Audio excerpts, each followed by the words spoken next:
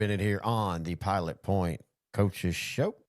Brought to you by IRIC Real Estate and Chance Kirby. We'll talk a little bit more about them. But the Bearcats do get the win over Callisburg. The first home opening win for Pilot Point since 2020 against Plainview. I even forgot y'all played Plainview, to be honest with you. The win, though, gets Pilot Point to 25-2 all time against Callisburg. And even though it was shortened, you were still able to see a dominant offensive and defensive effort. Josh Chumley just continues to be a beast for the Bearcats. And you got to love what the defense has done back-to-back weeks. Now, in saying that, I think this defense gets its toughest test of the year so far this week against Lindsay. And I know Lindsay is a 2A team, but man, they're going to have size. They're going to run the ball. They run the ball out of that spread veer, but they're throwing the ball a little bit more now than they have in the past as they've tried to step up that facet of their game, understanding the region they're in down there and how tough it is. And it's weird to say this, but in 2A Division II, you need to be able to throw the ball if you're going to beat the Munsters and the Collinsvilles and the Albanys of the world. You've got to be able to throw the ball, and Lindsay is trying to work that in more and more. So I think this is going to be a great test for Pilot Point. And of course, the legend passed away last week, G.A. Moore, longtime Pilot Point, longtime Salina head coach. I still wonder, I've always been told that maybe his greatest coaching job was when he went to Sherman and turned an 0-10 team into a 6-4 team in 1 year. That's phenomenal, no matter what era of coaching it is. But I think the biggest thing that as I'm talking to coaches, and we're going to do something special here at L4 Media. We might do it around Thanksgiving because that would be apropos because, at times y'all play playoff games on Thanksgiving, which I still think they should do more of. Or we might put it out right at the state championship week. But I'm trying to talk to some coaches and former players. In fact, if you played for G.A. Moore and you would be willing to talk a few minutes about it, please reach out to me, Terry at s2ssport.com. This isn't anything extravagant. It's just we want to put something together nice because he's one of the reasons why I like talking 2A and 3A football. I was at Commerce, at A&M Commerce, now thankfully East Texas A&M, and I was doing Commerce radio. I was a stat guy, helped spot, and they would let me do sideline interviews and in-game interviews. Well, the very first one I ever did was G.A. Moore after losing to Commerce in the first round of the playoffs. And, and that could have been, he could have been gruff. He could have been, and I would have totally understood it. Someone that's been around the sport my whole life, I totally understand it. He was nothing but nice. He even gave me some tips to ask him some key questions that he wanted to talk about mistakes they'd made and how classy Commerce was as a program. And again, he's talking to the opposing team's radio. And so that just always stuck with me. And it's one of the reasons why I love, small ball football, as I like to call it, the real Friday Night Lights.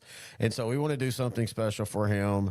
And I just think the impact he made on this level and all levels of high school football in Texas, one of the true cultural icons of Texas high school football, and he definitely will be missed personally and from afar. We do want to thank our sponsor for the Pilot Point football show each and every week, and that's Chance Kirby of IRIC Real Estate. If you're considering buying in the Lake Ray Roberts area, the dude you need to talk to is Chance Kirby. Over 25 years of experience. And man, if you're going to make a big financial decision, and most likely your biggest financial decision of your life, call the guy that has all the experience, knows all the ins and outs of the area, and that's Chance. So give him a call, 940-300-6900. All right, we're going to take a break. When we come back, it is the head coach of the Pilot Point Bearcats, Coach Chad Worrell, right here on the IRIC Real Estate Pilot Point Football Show. Here at L4 Media, we talk high school football, 4A, 3A, and 2A in Texas. We talk East Texas sports. We talk NFL, guy talk. We also talk wrestling and so much more. And you can see it all on our YouTube channel at L4 Media Company. Like and subscribe. Terry Bennett back here on the Pilot Point Football Show, now joined by the head coach of the Bearcats, Coach Chad Worrell. And Coach, you go to 2-0. You take care of Callisburg 35-7. Two great weeks offensively and defensively to start the season. What were your thoughts on the game? Well, I mean, we were in a 2-hour rain delay or lightning delay before we got started, and then we only got about 3 minutes in the third quarter before it got called for good. But man, I was pleased, really, really pleased with our kids' effort and execution, especially coming out of you always were, coming out of a long delay like that to start the game. But our kids came out and played really well. So when that happens, how does that work? It's non-district, so most of these games don't get picked back up. Some will, but is that just a situation where you and the other coach and the officials will kind of get together and try to decide, okay, how long are we going to wait this out, or do we try to come back the next day and all that? Yeah, we definitely all got together, the officials and the coaches, and even during the first delay, we talked about how long we were probably wanting to stay and talked about the possibility of coming back Saturday. Saturdays are so hard now because, just the official shortage is a problem. And a lot of those officials are calling youth games or peewee games on Saturdays. And so, getting officials back to come back on Saturdays is a challenge when you do that because, sometimes they have prior commitments. So we waited it out. I felt like it was probably best case scenario for both of us because we got to get in at least a half and and didn't want to come back on Saturday for a non-district game. Well, you bring up a good point. A lot of people, I know the diehard fans will know that there's been a shortage for a few years now, but a lot of other people don't realize more and more 2As and 3As are playing on Thursdays. And I actually see a day where it'll be majority 3A and 2As playing on Thursdays because of the official shortage. Yeah, it's scary. I mean, it's troubling the trend we're in. I mean, we really try to recruit our seniors when they're done. I've done this for years, probably going back 8 or 10 years at least. Trying to get our seniors who are finished with their careers and who aren't going to go play college football to get into officiating. And man, it's just a tough time to do that. With the abuse that they take, and obviously the legislature and UIL's pushed for years, and coaches too, trying to educate our coaches on, taking care of officials as much as we can. Cause I mean, we can't do this without them. And the shortage down the line is, I mean, there's going to be a breaking point. Either we're going to have to start getting younger officials, recruited into doing that, which is a great gig for them. Not only being able to, be around that sport and being on the field with that, the sport that they love, but also, being able to make a little money. So, on the side doing that, but we need to get those younger guys and ladies into officiating so that we're in better shape down the road, because right now it's kind of scary where that's headed. All right, let's turn our attention to some good things, and let's get back onto the football. You take on Lindsay, 8-2A Division II team. Last year was 8-4. They've always been known for their size and their running, and they still run the ball. But this year, they're adding a little bit more of the passing into their offense. Yeah, Coach Jones, I know talking to him throughout the year, that he was definitely, confident in their ability to throw the ball. I think they had a really good 7-on-7 season. And, man, number 7, Joseph Manor, he throws the ball really well for him. Number 1, Lane Foster, he throws the ball really well for him. And he runs that offense to perfection. Number 7 is the receiver, their top receiver, and he's a deep threat. And as well as they run the ball, they're doing a great job of play action passing and throwing some of the short passing game stuff. And yeah, they're definitely two-dimensional and trying to be more balanced. And that's a problem in that offense. This is one of the games where you will out-depth your opponent. How much does that play into a game like this, especially non-district? How far do you like to go into your bench in non-district? I mean, we like to play everyone. And, we don't have a whole lot of straight two-way players, and we have some, but hopefully the depth helps us out, plays to our advantage. You never know until the game's over, but they've got a lot of two-way players, and we have a lot of two-way players too. But a lot of times they're starting on one side of the ball, and then they're spot playing on the other side, and trying to keep them as fresh as we can, to where when they're out there they feel like they can go 100%. And obviously it's more of an issue in non-district and early games when you're not quite in that shape that you're going to be in when you get to week 4 or 5. But we've been fortunate with the weather as well this year. We're not playing games in 100-degree temperature up to this point, and that's helped us out as well. Off the field, an icon in coaching in the state of Texas, if not the nation. G.A. Moore passed away. You were very close to him. What does his legacy and your connection to him mean to you? And it's hard to put into words. I've been asked that question a lot, in the last week, and it's just hard to put into words what he meant to not only me, but this whole community and really this whole area. He touched so many lives, not only as a coach, but just as a good man, a good Christian man that loved kids and loved the communities that he coached in, and he had such an effect on me personally, getting into this profession and making me fall in love with the game at an early age. And I know he did for so many other people. The Sonny Gibbs talked at his memorial on Tuesday and did a great job. Everyone did a great job, but Sonny played for him on his first Pilot Point team when he came here from Bryson. And, you've got someone I always think when I talk to Sonny or see Sonny that, you've got men who have played for him when in his second year of coaching who still, look up to him and not only just for the coaching part of it. I mean, that speaks for itself, the wins, but he was so much more than that. And, he's going to be missed by this community, missed by this whole area. So. And the relationship between him and Pilot Point and Salina was so fascinating because usually if you have a coach that's yo-yoing between, there could be some contention and stuff, yet somehow everybody still loved him. It's just one of those things where I remember a Salina fan saying, well, it's his time to go over to Pilot Point. He'll probably be back at some point. And that's very rare to have a man that could have two communities love him, even though they were big rivals. Yeah, it's definitely it was a unique situation. I don't know. We'll see that again.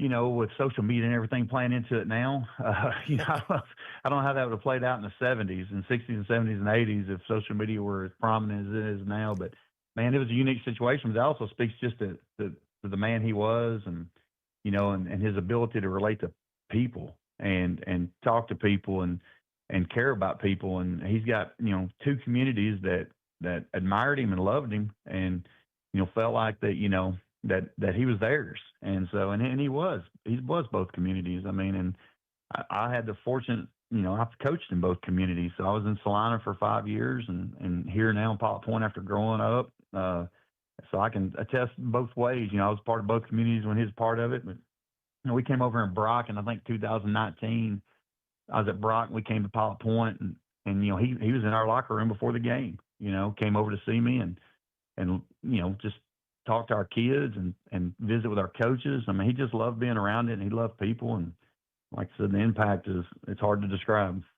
Here at L4 Media, we talk high school football, 4A, 3A, and 2A in Texas. We talk East Texas sports. We talk NFL, guy talk, movie and booze. We also talk wrestling and so much more. And you can see it all on our YouTube channel at L4 Media Company. Like and subscribe. As always, I want to thank Coach Royal for joining us here on the Pilot Point Bearcat Football Show, brought to you by Chance Kirby and IRIC Real Estate. Also, I want to remind you, if you can't go to the games, you can check them out on YouTube at Pilot Point Bearcats fan page. I'll try to remember each week before or while we're at the games myself to share the link on our Sideline to Sideline Facebook page if you go through there to listen to this show, because they have a great broadcast. It's fun to watch Pilot Point football again, and the quality of their broadcast is spectacular. And I say it at the 3A, 4A level, really at any level of high school football broadcast, they have one of the best ones. So please check that out. And again, if you played for Coach Moore, coached with Coach Moore, and you'd like to be part of a special thing we're going to put together for later in the season, please reach out to me, Terry, at s2ssport.com. Also, if you just have any questions, thoughts, or comments for the show, or for our Sideline to Sideline 3A show that you can watch or hear each and every week, we're on YouTube at L4 Media Company, or you can find the audio version on almost all podcast platforms or our podcast page itself, s2sgrantandterry.com. We'd love to have some questions for Coach each and every week. All right, well, that's going to do it for this week. Until next week, this has been the IRIC Real Estate Pilot Point Football Show on L4 Radio.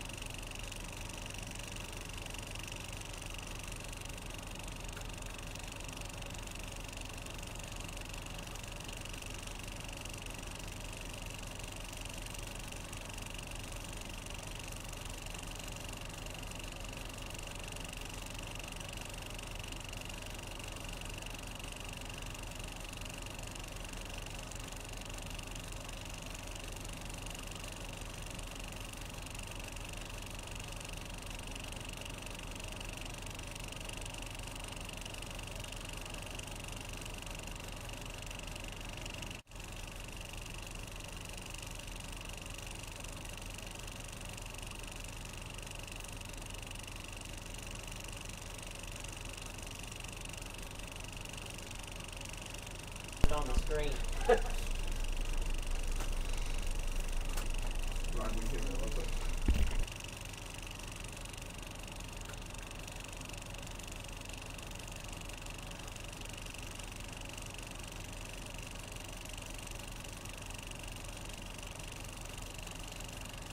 Sir.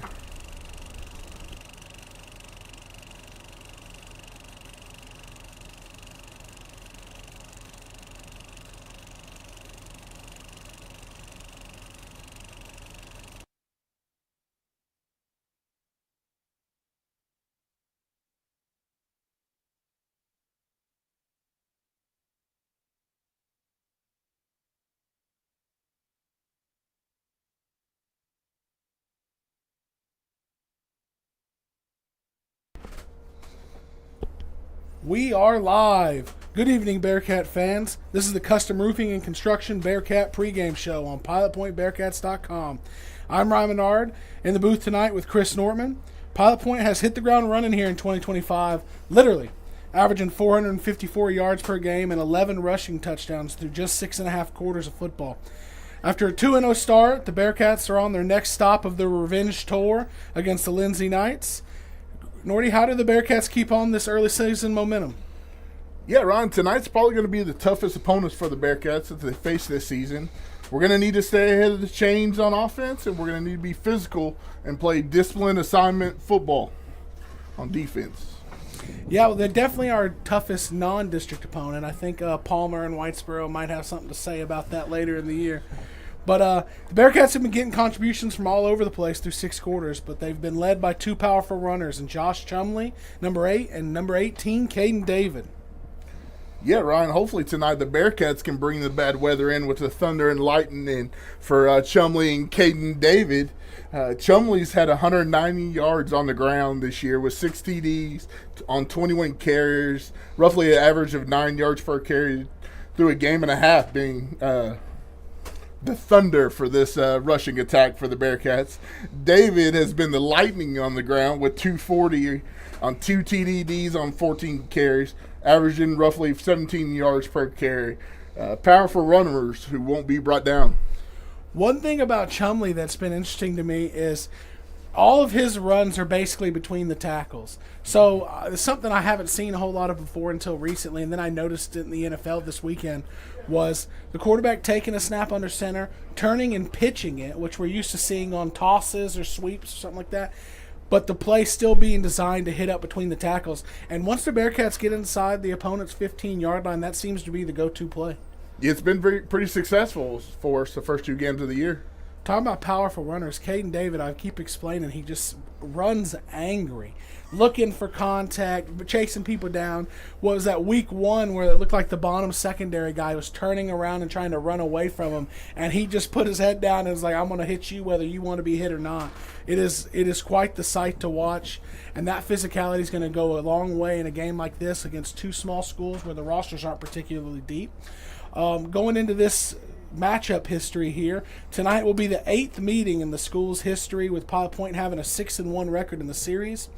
But at the top, I mentioned this being the next stop of the revenge tour, because that one Lindsay win came in dominant fashion, 35-0 last year.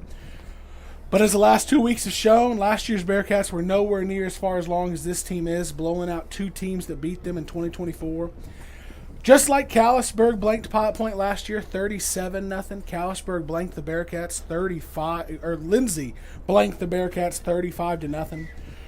This Bearcats team rebounded that matchup from Callisburg last year by putting on 35 up on Callisburg in less than 2.5 full quarters last week. What do you think is behind this resurgence for the Bearcats offense? Ryan, I think one of the big things for the resurgent has to be winning. In any sport, winning is going to be contagious, right? The Bearcats got a little bit of a taste of that later in the year last season, and they've kind of continued on that drive into this season. Coach Worrell's definitely had this team heading in the right direction. I think that's a pretty excellent point about how defeating it must be going 0-10 one year, coming back the next year, and getting started off 0-4 and starting to really question how things are going, and then starting to build that momentum and ending the year as strong as they did last year. We've mentioned it over the first 2 weeks. 38.5 points per game for the Bearcats at the last 8 games of the season. I think that gave them the confidence that they needed going into the offseason to build this program.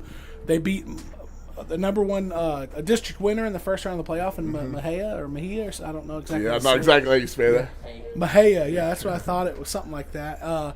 Beating them in the playoffs, and then they ran into kind of a buzzsaw in the second round, but really getting to end the year strong, put up a lot of points, see yourself be successful going into the offseason. They had a full offseason to build on that, and they've made major strides going up against 2 teams that put it to them last year and showing them we're the same guys out here, but we're not the same players we were last year. Yeah, absolutely, Ryan. It's definitely a different team, but built off a foundation from the success from last year. Well, that's a good opportunity to get to break here on the Custom Roofing and Construction Bearcat pregame show. We'll be back, and we'll take a deeper look at Lindsay when we come back. Hey there, Bearcat fans. While the Bearcats are headed toward the goal line every weekend, Raceway Ministries is at speedways all across the country, serving and sharing the good news of God's hope in Christ. Want to know more? Head over to racewayministries.org. And meanwhile, go Bearcats.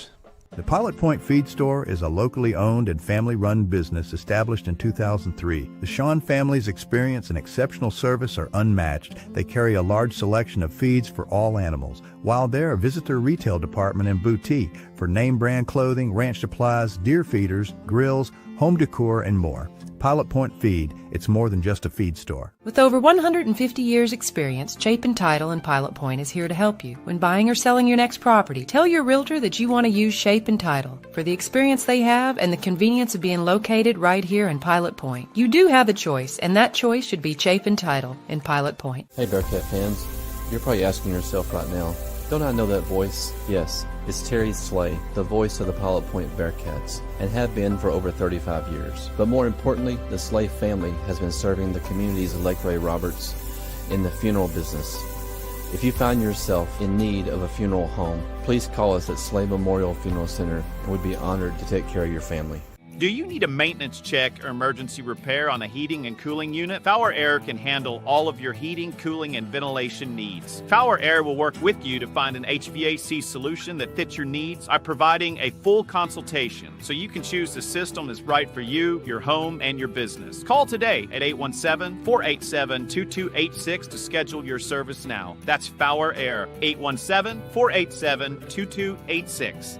Nick's Italian Restaurant in Pilot Point serves authentic New York-style pizza, fresh pastas, and other Italian favorites, all based on his family recipes from Queens, New York. Nick will always treat you like family, whether you dine in, take out, or cater. Taste the tradition and feel the hospitality at Nick's Italian in Pilot Point. At Texas Elite Cheer and Tumble, we offer something for every child, starting at age 3. Preschool classes to elite tumbling, every class is packed with energy, encouragement, and skill building. Kids tumble, jump, and learn in a safe, exciting environment where all abilities are welcome. Join the gym where confidence is built and every child shines. Your journey starts here at Texas Elite Cheer and Tumble.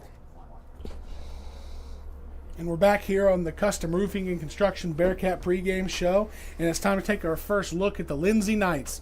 Lindsay's picked to finish 3rd in District 8, 2A, Division II, according to Dave Campbell's Texas Football Magazine. Lindsay returned 18 players, including 8 starters on offense and 6 starters on defense from a 2024 team that finished 8-4. They're 2-0 to start the year with a 69-point blowout win over Nocona, and they followed it up last week with a closer game with a 21-9 win over Alvord. Offensively, Lindsay runs a triple option offense out of the gun, more of like a pistol type. 2 wing backs, a receiver out wide on each side, and a running back lining up behind the quarterback. And their offense is manned by senior quarterback number 1, Lane Foster. Foster's number 1 weapon will be running back Mason Myers, listed at 6 foot, 175 pounds. And according to Dave Campbell's Texas Football Magazine, which is never wrong, he's listed at a 4.5 40 speed. So he is going to be quite the guy to have to chase around tonight if he's got the 4.5 speed. Coach World did mention that along with having talent, they have a lot of kids who are in their 2nd and 3rd years as starters in the program and a lot of experience. What are you expecting to see from the Knights tonight? Yeah, Ryan, so this team, like I said earlier, is going to be one of the tougher teams we've played so far this year. This team's going to be very fast, like you just talked about, with some 4-5 speed out there. They're going to be a little bit more physical. They're going to be a disciplined football team based off the years of experience they've had so far. It's going to be a tough matchup. We're going to have our hands full tonight with that offense and quarterback and running back we got to face. Before we got here tonight, I had dinner with the mayor of Lindsay, whose son is an 8th grader for the Lindsay Knights, and they have a lot of faith in their quarterback. That is all I heard about eating on some Popeyes, was that quarterback could find space where there wasn't, and he'd be gone like the wind. So the middle schoolers look up to this guy, and they put a lot of faith in him. Let's see how much he can pay that off tonight. Along with talking to young Lindsay Knight football players, we also talked to Coach Worrell, and he mentioned that their experience in running this style of offense, having a 3-year starter at quarterback, is a huge benefit to Lindsay. We've seen 2 similar styles of offenses in the first 2 weeks. They hadn't had as much practice running it, and that is something that we talked about in both those games, was new to running the style of offense, the mistakes that could come to the surface. And we didn't see that in this form of turnovers, but we saw that with maybe busted blocking assignments, bad reads. The Bearcats defense got to wreak a lot of havoc in those games. But with the experience on this offense, what can the Bearcats do trying to slow down the Lindsay offense that's averaging 37 points per game for 2 weeks? Yeah, Ryan, so kind of like you were just saying, we're going to have to play disciplined, assigned football, staying in our lanes, staying in our gaps. We're also going to be tested on defense quite a bit with the passing game. We've seen them throwing the ball a little bit around through their warm-ups and looking pretty good there. We're also going to have to prevent the big plays here. No one behind the safeties, staying ahead of them, wrapping up, being aggressive on defense, and making tackles whenever we get a chance. So one of the things that we've talked about every week, but it's just worth mentioning, is that this classification, especially with Lindsay even being a smaller school than us, depth can always come into play at the end of a football game. 3 years ago, when we saw the Bearcats competing in a tough district, and through 3/4 of a lot of those district games, they were in the game. They were competing against teams at the top of the district, and we just saw at the end of the night with a lack of depth, and they just couldn't hang tight. So the rosters aren't very deep, and conditioning can always play a factor late in this game. How might that affect this late in the game for Lindsay? Ryan, we know pretty well about that when we were playing some 2A football. We put the hard work in the off season, really focus on our conditioning, and we as linemen we enjoyed when we see some D linemen winded in the second half. So it's going to really be a testament of who put the work in this off season. My bad there. It's going to be a testament to see what off-season kind of workouts we had here for the Bearcats, see what their conditioning is like, if they can stay up for 4 quarters, and wear these Lindsay Knights out. Yeah, well, that's our look at Lindsay. While we go to break, everybody make sure to go to the YouTube channel, like and subscribe, get all the updates if something happens with the dead link or surprise videos Chance puts out during the week, old film, coaches show, different things like that. So while we go to break, try to like and subscribe on the YouTube page, and we'll be back for the third segment of this Custom Roofing and Construction pregame show.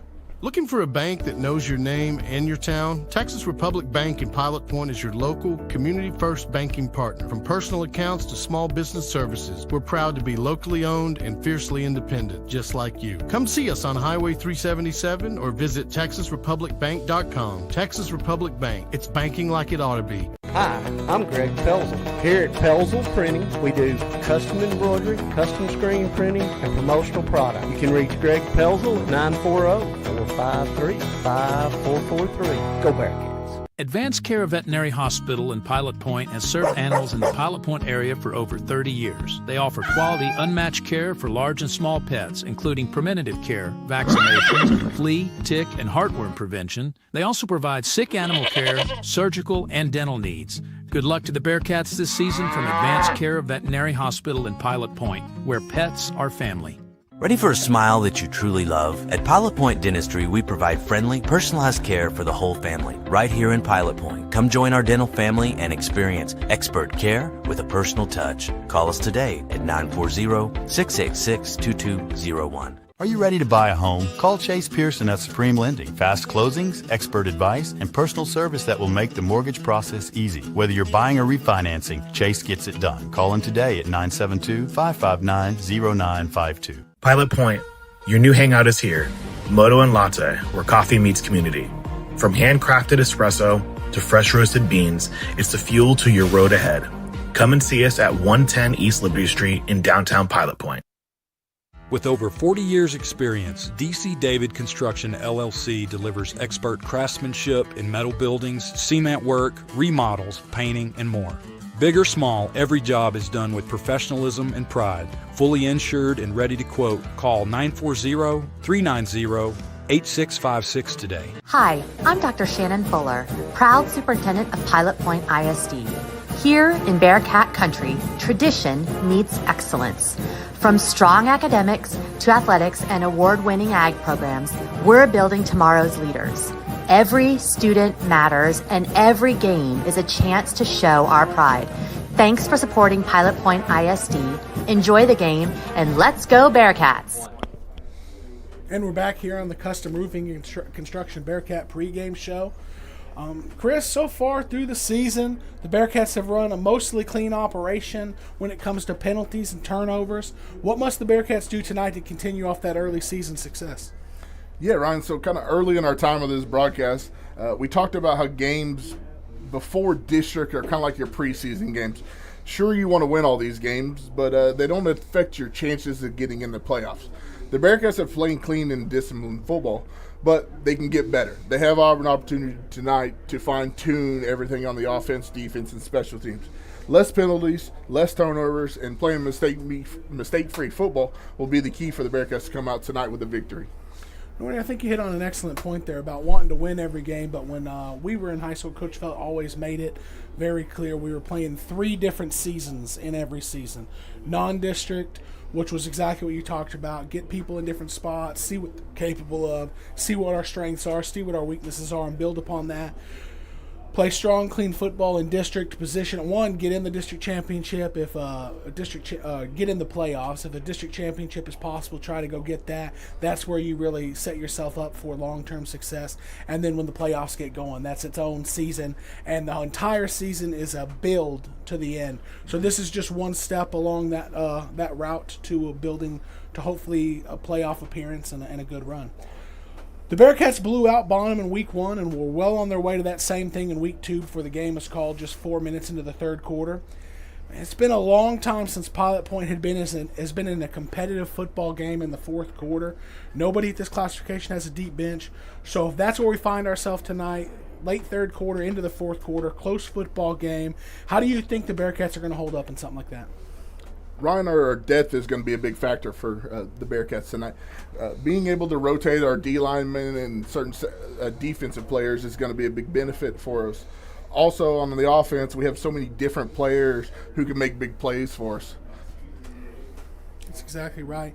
We've had a lot of contributions on both sides of the ball from many different Bearcats. The one thing I've enjoyed so far through a couple weeks is, you have your best players, and your best players tend to make the biggest plays in big moments, but it's all of the other Bearcats that are contributing on a down-by-down basis that has really helped the Bearcats with 2 blowout wins so far in the season.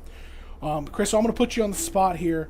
What is one stat that if we saw at the end of the game, you'd tell me if the Bearcats can accomplish that, they're going to walk out of here with a win? Ryan, I think that's probably going to be the penalties and the turnovers. If we can come out of here with less penalties, less turnovers than Lindsay, I think we got a good chance to be successful tonight. Turnovers and penalties, clean, disciplined football. In a game that's going to go quick where possessions are limited, you can't give them away. You can't get yourself deep behind the chains. You can't give the other team extra possessions in a game where possessions are going to be really limited. One of the good things about being a subscriber of PilotPointBearcats.com is Chance has archived a lot of old Pilot Point Bearcat footage.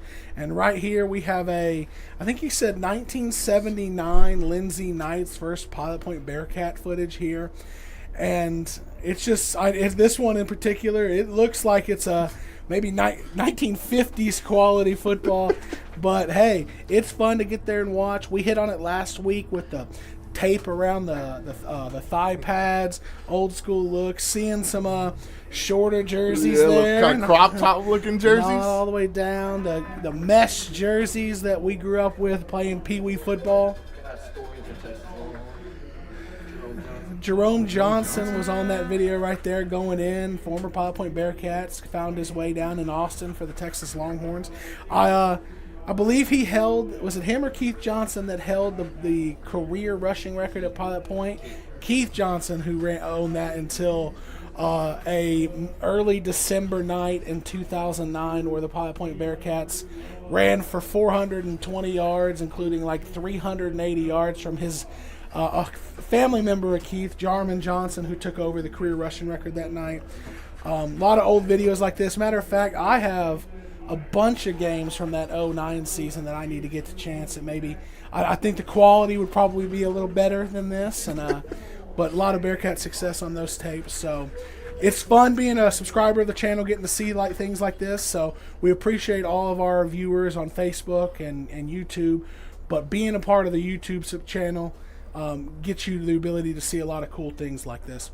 So we're going to get a little bit of a longer break here, and when we come back, we'll have the intro to the Pilot Point Bearcat football on pilotpointbearcats.com.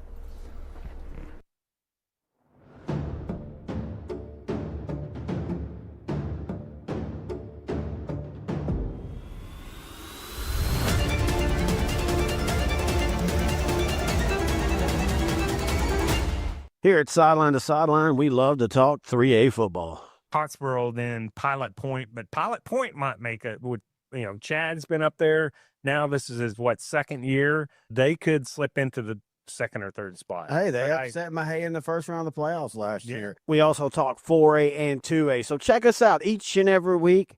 Sideline to Sideline. Point Bank is proud to support the Pilot Point Bearcats football season. Open your free e-checking account. No monthly service charge, no minimal balance. Just enroll in e-statements and show your Bearcat pride with the custom Point Bank school logo debit card. Visit pointbank.com to learn more. Point Bank, it's not just banking, it's point banking. Member FDIC. Step into a world of kids' fashion unlike anything found in this area. The Eclectic Boho, located in the red buildings at the intersection of Liberty Road and Highway 377 in Aubrey, Texas, offers fashion for your kiddos from newborn to 4T. Be sure to make us, the Eclectic Boho, your first stop for all things kids. Looking for insurance coverage you can count on? Shannon Stevens and Hutcherson Insurance Group makes protecting what matters simple, be it business coverage, life insurance, home and auto, or group health. He's got you covered with his personalized service and trusted advice. Call Shannon today at 940-395-1181 to get started.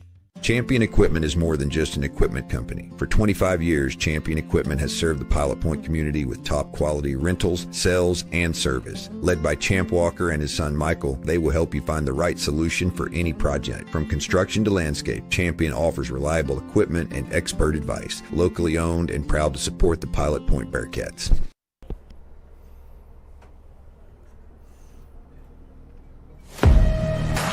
Get it on first down!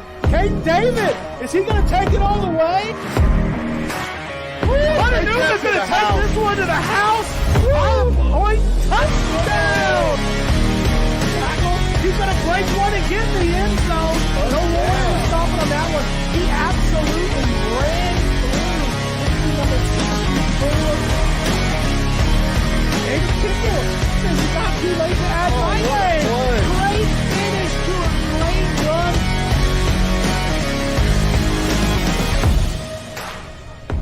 You are listening to Pilot Point Bearcat Football on pilotpointbearcats.com, brought to you by this year's title sponsor, Nick's Italian.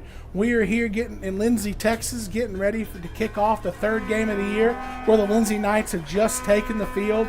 We're going to get a weather check and a look at the uniforms, and then we'll bring you to the national anthem. Ryan, it looks like we're going to have a little bit warmer temperatures tonight. Going to be roughly 89 degrees. We've had some cooler weather the first two games. Your Lindsay Knights are going to be in black pants, black jerseys. They've got the Knight logo on both sides of their helmet with two white stripes down the middle. The Bearcats are going to come out in their orange pants, white jerseys, typical white helmet with the numbers on each side. So here on the Lindsay side, Lindsay just took the field, and they're lined up getting ready for the coin flip. And they have a young Lindsay Knight down there wearing number 1. And he's got his own helmet and everything. It's a young child. For a split second, I thought that was a player. I thought they were going to go full Mike Leach on us in short-yarded situation, if you get that reference. So the little guy out there? Yeah, that's what I thought might be coming, but that is just a child. He's not ready to play football. The kid is the size of a yard. Yeah, so make the Knights see stars and stripes is what the Bearcats run-through sign is. I'll say this every time, I love Pilot Point still runs through the paper signs. They take the time to make them week in and week out, as opposed to just running through Velcro on the open. A lot of creativity there going on. Yep, so we have the live chat going here on YouTube. Please join in. We have the Texas-New Mexico Power Player of the Game. We'll take suggestions from the fans throughout the game, along with Facebook comments when we're not in live action, and we might have some downtime, kind of like right now. We will put some of those Facebook chances or comments on the screen. And the Bearcats have just taken the field, and once the Bearcats get lined up, I think we're going to be bringing the national anthem. And we'll bring you back for that. We're not going to go to commercial, but we are going to just let you see the Bearcats run through, let you see them get on the sideline, and then bring you the national anthem. Ron.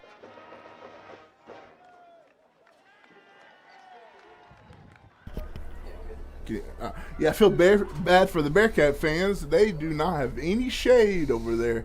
They're getting a little fried up. Yeah, for the next 30 minutes, they're going to be looking directly into the western sun.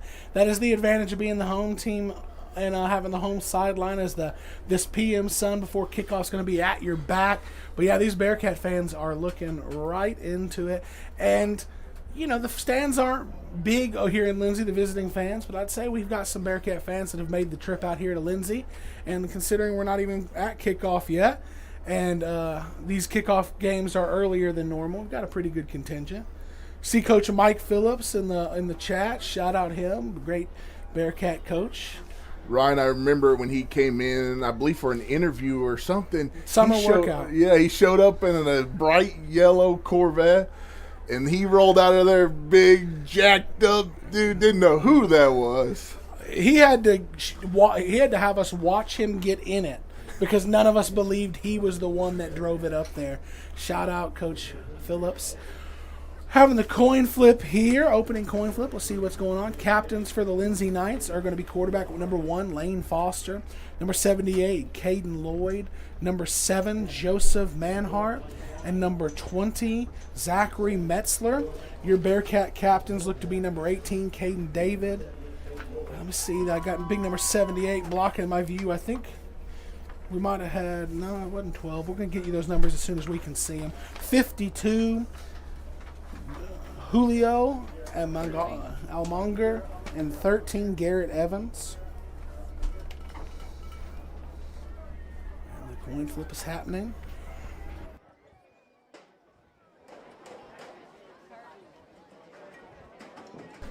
I like the referee flips it and just lets it land on the ground.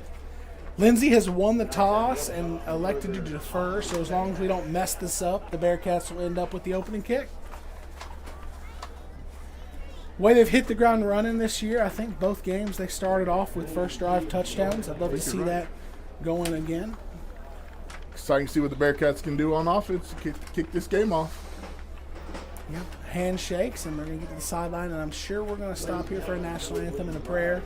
That's what they're announcing, so everybody's rising, so we're going to go silent during that, and we'll be back to bring up the kickoff.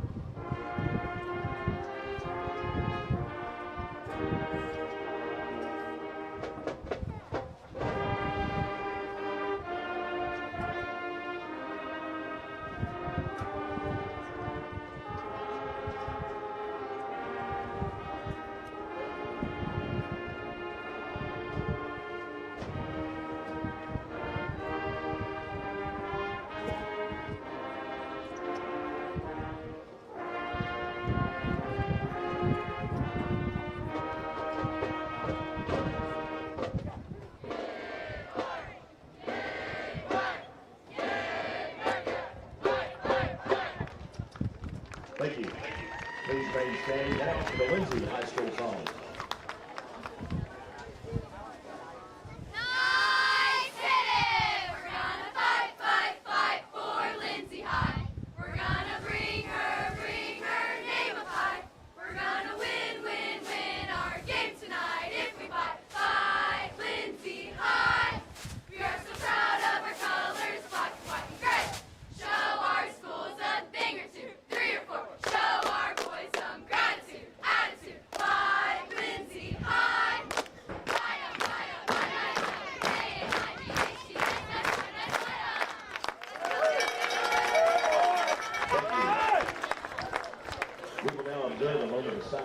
Providing an opportunity for personal meditation in accordance with each individual's own choosing.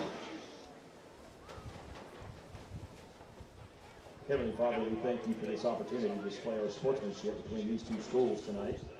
Please protect these athletes from injury and keep everyone safe on their journey home later tonight. Our Father, who art in heaven,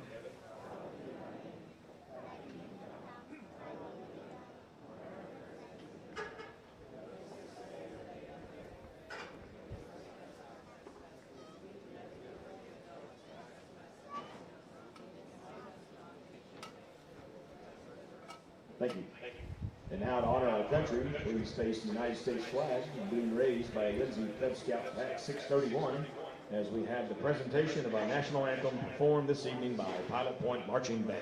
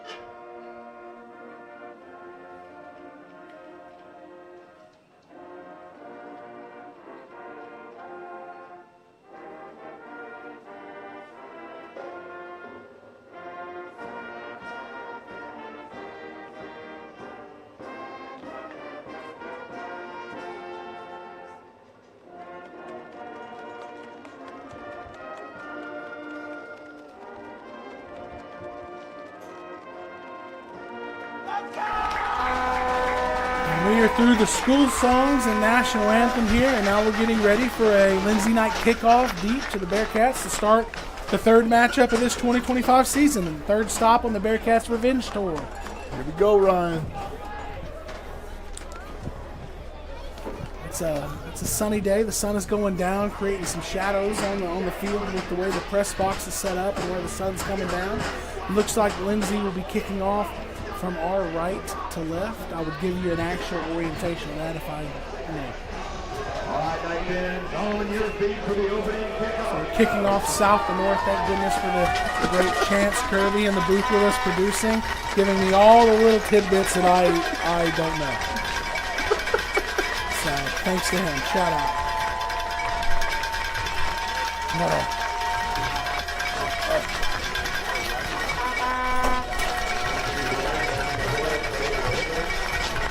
Kicking off here for the Lindsay Knights is going to be number 3, Noah Clement, deep back for the Bearcats. You have 3 deep backs back there. Number 10, Trevion James, 24, Hunter Newman, and it looks to be, is that number 12, David Pickrell, or is 18, Caden David back there in the net? Looks like number 12, David Pickrell back there, Ryan. He's had a few big plays through 2 weeks in the season. This is kind of a pooch kick, and it's going to be some confusion on who's going to field it, and luckily for the Bearcats, it's going to go out of bounds, and they're going to get great field position to start this one. That's one of those kicks in the high school level. Not a lot of these kids are as aggressive as they need to be. It's not a punt. When the ball hits the ground, you have to go get it. Absolutely, Ryan. But it worked out in the Bearcats' favor, getting them a little extra yardage with the penalty for the ball going out of bounds. You called it last week with the Bearcats doing something like that with how windy it was, and that's exactly what happened. The ball went high up in the air, come down, hit the ground, and all of the Callisburg Wildcats just kind of looked around at it, and the Bearcats jumped on it, and that's how they were able to score their second touchdown in the third quarter before the game was called. Yeah, they made me look like I knew what I was talking about, Ryan. Yeah, literally the wind made you look like a genius, because that's not what the plan was. It's not what was called. Shout out to everybody on the viewing streams tonight. We're on YouTube and we're on Facebook. Thanks for all the comments, and we'll try to engage throughout the game as we can. But we have a lot going on up here, and the Bearcats are coming out on the field ready to take their first snap.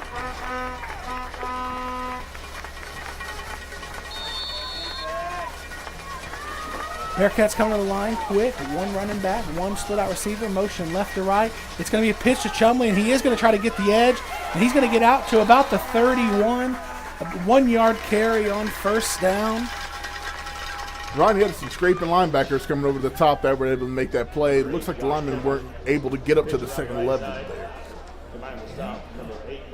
So we're going to set up a 2nd and 9 here at their own 31. Quarterback, as always, for the Bearcats, number 13, Garrett Evans. He's under center. And it's going to be a drop back pass early in the game. He's rolling left. He's contacted as he throws it, and it's going to flutter harmlessly to the turf, but there were a couple Knights there ready to jump on it. He was lucky to get that ball out on time. Number 6 was screaming at him. Definitely pressure there by the Knights. 3rd and 9 here for the Bearcats. So far through 2 weeks, haven't found themselves in a ton of these 3rd and long situations, but in a lot of them, they've been able to capitalize and get the first down. Definitely a new wrinkle. We hadn't seen them throw the ball this early. 3rd and long, motion. It's going to be a jet sweep to Hunter Newman. He's going to try to get it up, and he's not going to make the line to gain. He's actually going to lose 2, setting up a 4th and 11 and a Bearcat 3 and out on the opening drive. Looks like he had some room, but great play by the Knights there to be able to bring him down. Well, the Knights are definitely presenting a tougher front than the first 2 weeks on this opening drive. Pilot Point will have some stuff to figure out, but nothing to be too alarmed of here through one drive. Just weren't able to string a few plays together. Snap is good, and the punt is up, and it's a high one. It's not particularly far, but it's spiraling, and it's going to bounce and take a Bearcat bounce and fielded by the quarterback there who's punt returning for the Knights. Lane Foster bounced right up to his arms. When we come back from break, it'll be Lindsay Knights 1st and 10.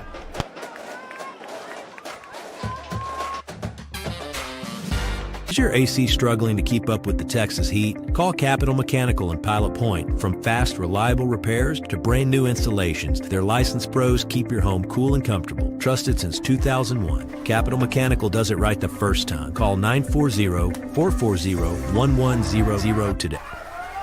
First snap for the Lindsay Knights. Both Foster's going to sneak it out the left side for a huge gain before he's run out at the Pilot Point 8-yard line. You know, when I was having my pregame dinner, the Lindsay Knight that was explaining to me their favorite play said that was one of them, where everything is going right, like they're going to run a sweep or a dive right, and the quarterback just spins around and comes out the back door. Yeah, it was one of the things we talked about in the pregame show, Ryan. No big plays, and unfortunately we let one up to start the game. First play of the game, Lane Foster shows off that Dave Campbell's Texas Football Magazine 4.6 speed, and he's ran down inside the 10, so it's 1st and goal for the Knights after one play. Snap, and Lane Foster's going to keep it again. He's going to sidestep to the left, and he's going to dive across. 2 plays is all it takes for the Lindsay Knights to get in the end zone, and maybe my little source wasn't too far off by saying how quickly they were able to move around. Lindsay 2 plays in, gets in the end zone, and they're going to set up for a PAT number 11, Waylon Krebs on the kicking for the Knights. Well, it's going to have to wake Pilot Point up here. 3 and out on offense, 2 plays, and the Lindsay Knights get in the end zone. Lindsay definitely claimed the play tonight, Ryan. Oh, snap, kick is up, and it is just barely trickles through. Man. There was definitely pre-snap motion that didn't get called, but the Knights get away with that one after one drive for each team. The Lindsay Knights 7, Pilot Point 0. In Whitesboro has you covered. Whether it's auto, home, business, farm, or RV insurance, their experienced team is there to find the perfect policy for you. With access to many top-rated carriers, they strive to get you the best coverage at the best price. Call today, 903-564-6469. That's 903-564-6469. Does your lab want a swimming pool? Does your Maine Coon want that window in the sun? How much space do your horses need? Maybe you're shopping for future chickens or a mini cow. Whatever you or your pet's home buying needs are, Whitney Delcourt at Lake Country Lifestyle Real Estate is ready to help you find it. Call Whitney today at 214-724-1607 or visit her website at lakecountrylifestyle.com. And we're back here getting ready for the second kick. The one thing about this triple option style offense for the Lindsay Knights is everything hits so quick. As a defensive player, if you end up standing up, looking around, trying to find the ball, most likely by the time you find it, it's behind you. Yep, absolutely. So you have to come off, play assignment football, hit the man in front of you, and look for anything that moves. Linebackers are definitely going to have to tune into their keys there, what the guards and the tackles are doing to be able to make plays. First 6 quarters of football for the Bearcats have been too easy, so let's see how they respond to this. Another high looping kick, and it's going to be fair caught, but muffed. It looked like Caden David, and the Bearcats are going to get their second possession here, this time at their own 27-yard line. Caden David wasn't playing around there. The ball came up. He saw the coverage team down covering the kick, threw the fair catch sign, and was able to get back on it as the ball hit the turf. Definitely a good play to be able to get back on that ball before you need the Knights got downfield. Lindsay's pretty stout up front. Looks like they have number 50, Wes Swaney, number 65, maybe 65, yes. Hunter Odell, some big boys up front. Yeah, number 50, Caleb Garner, too. 54, Caleb Garner, yeah. Bearcats come to the line of scrimmage, 2 running backs behind Garrett Evans. Snap, pitch to the right. Chumley's going to try to bring it between the tackles, gets a lead block from his quarterback. He's going to get about 3 yards on the first down carry, setting up 2nd and 7 here for the Bearcats. Ryan, that was that play you talked about in the pregame show, the toss back to Chumley, but more of a dive up the middle. Yeah, first play of the game they did it, but they actually did try to get the edge. That time they went back to what they know between the tackles there, and we're going to set up a 2nd and 7. 2 backs behind Evans. He's going to take the snap. It's going to be another carry. This not a whole lot of space there made by the Bearcat offensive line. Not a whole lot of looking up there by the running back either, but a tough carry for another 1 or 2 for the Bearcats, and that's Caden David there. Set up a 3rd and 5. Ryan, what do you think we're going to go here?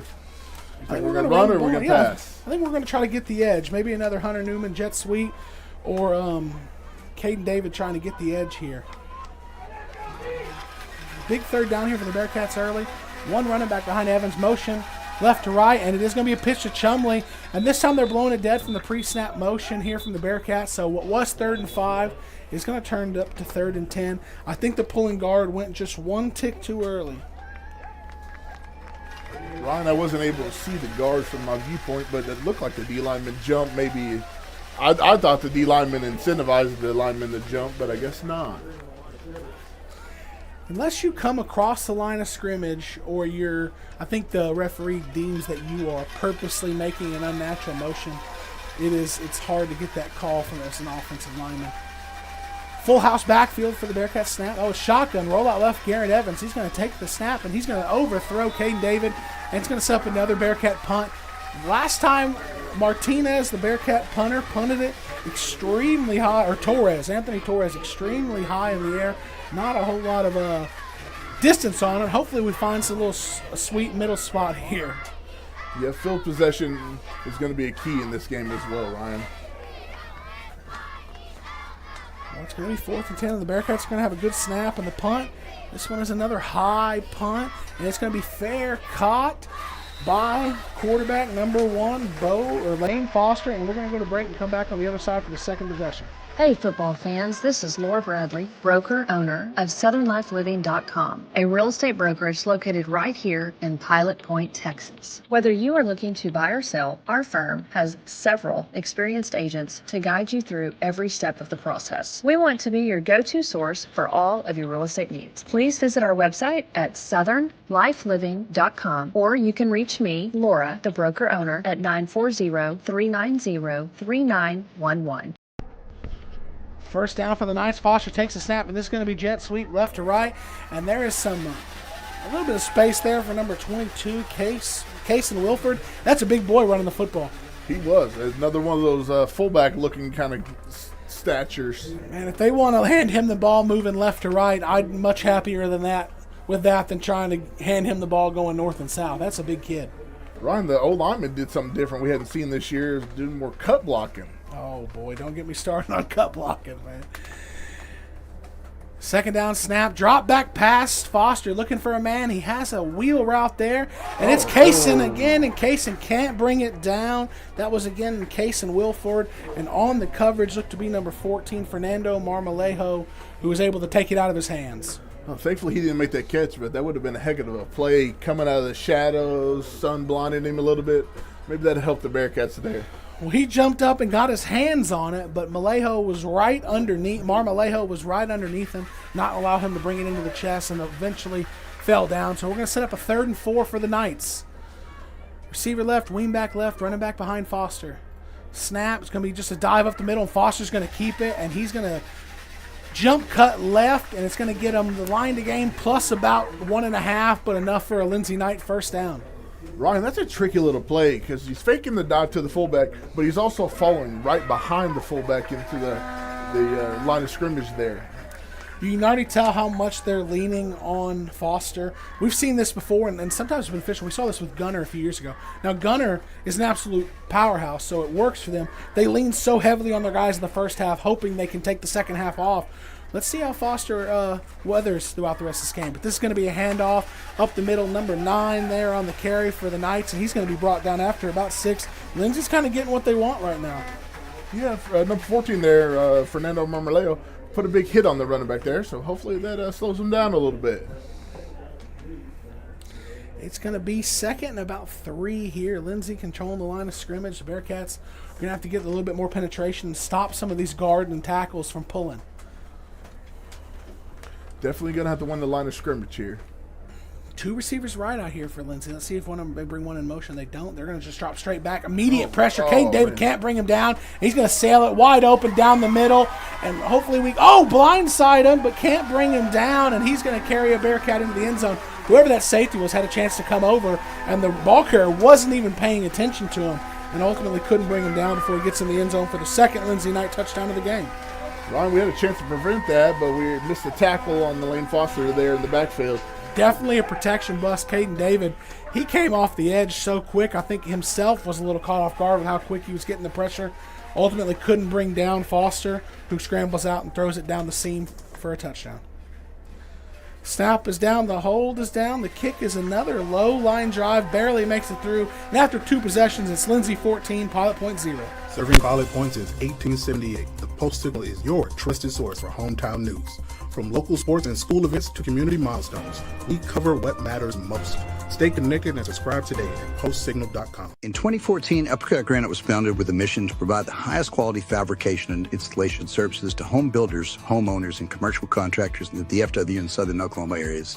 With more than 50 years of combined experience in the countertop fabrication industry, the partners of Uppercut Granite possess the skills and expertise necessary to complete even the most difficult projects. Visit Uppercut Granite showroom at 1235 Jakes Lane in Pilot Point, Texas, or call 940-765-3525 to schedule an appointment. Bill Bearcats. You work hard every day to provide for yourself and your family. Why not let someone else help you out every now and then? As your local Texas Farm Bureau insurance agency, that's why we're here, for peace of mind and to help you protect what matters most to you. Call Denton County Farm Bureau Insurance at 940-387-8572 for a quick auto, home, or life insurance quote. And learn more about how Farm Bureau Insurance can protect what matters. Life insurance products underwritten by Southern Farm Bureau Life Insurance Company, Jackson, Mississippi.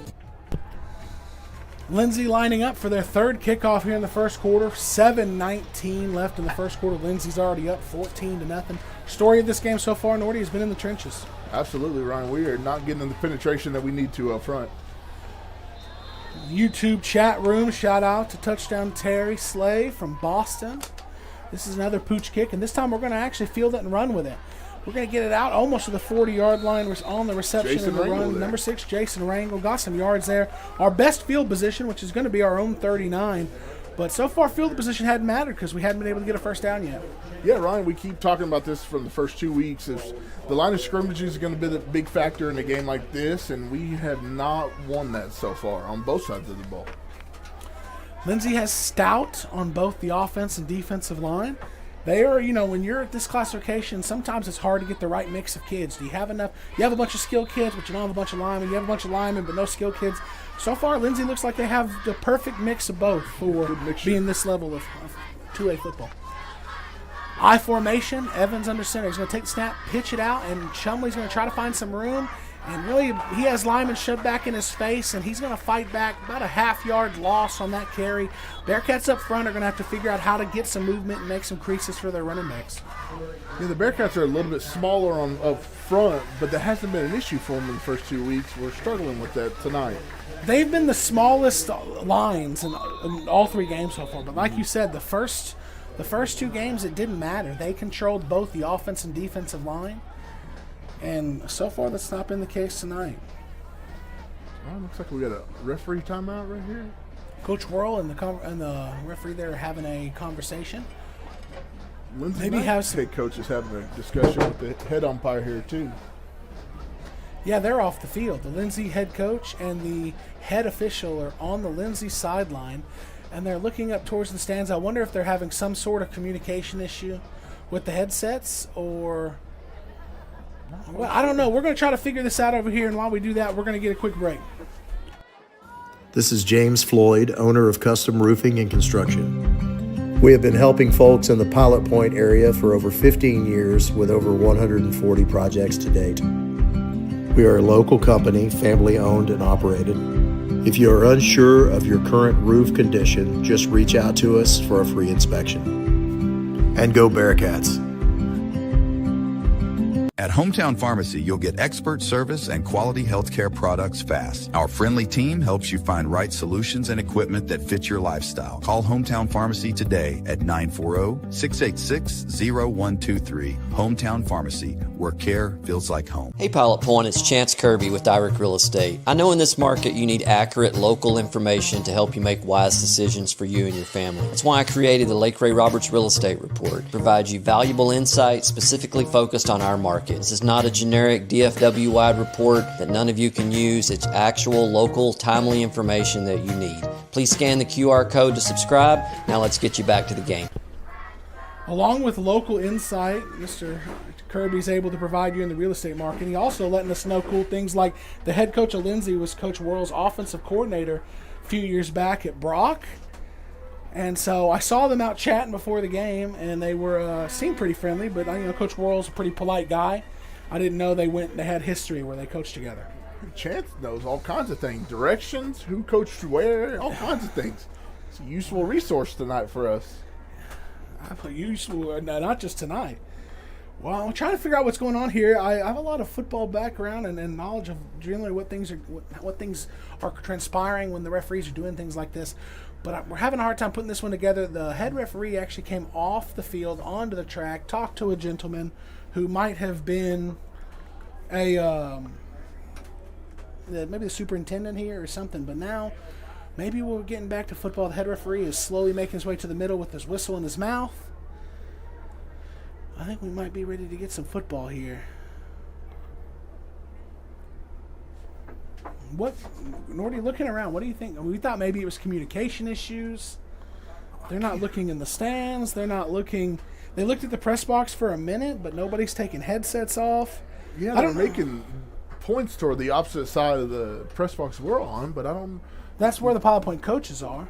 But either way, we're back to football. We'll try to maybe figure out some more information about that at half. But the Bearcats are coming out with a 2nd and 10 on their 3rd drive after going 3 and out on the first 2.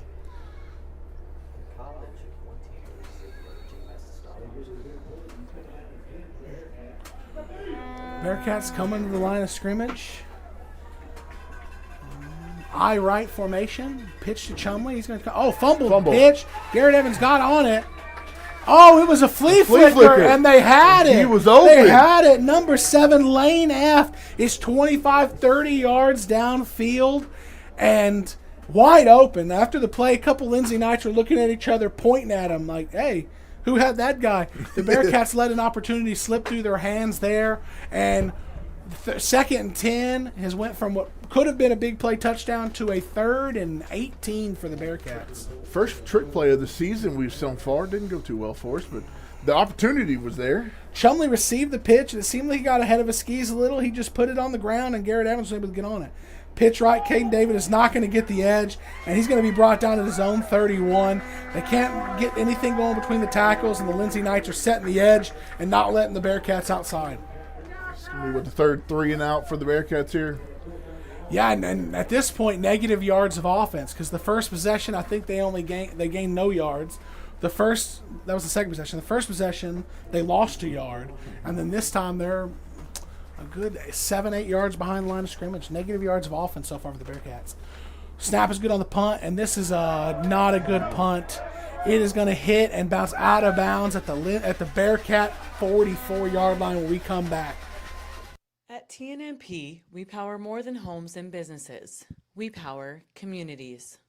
From restoring outages to upgrading infrastructure, our teams work around the clock to keep electricity safe, reliable, and ready.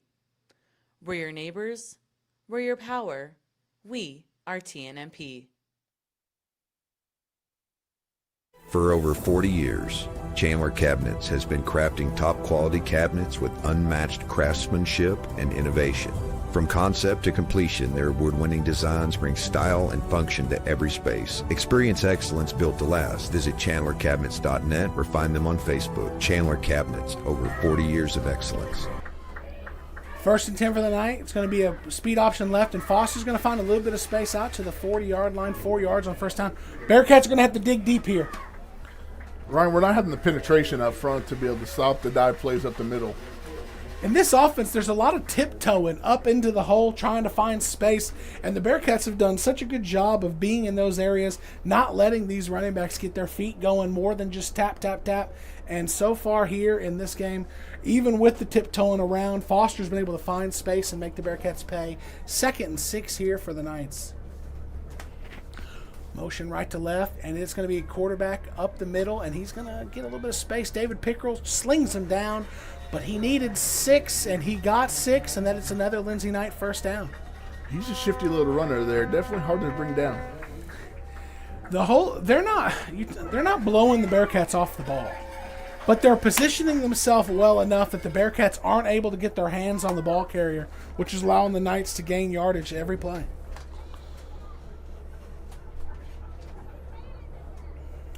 1st and 10 for the Knights in Bearcat territory, 3rd possession of the game.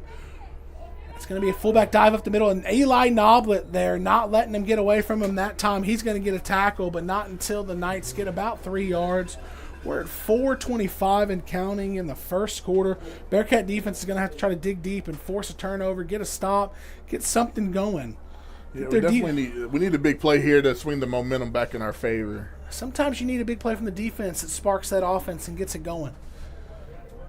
2nd and 6 here for the Knights. Ball's at the Bearcat 40-yard line.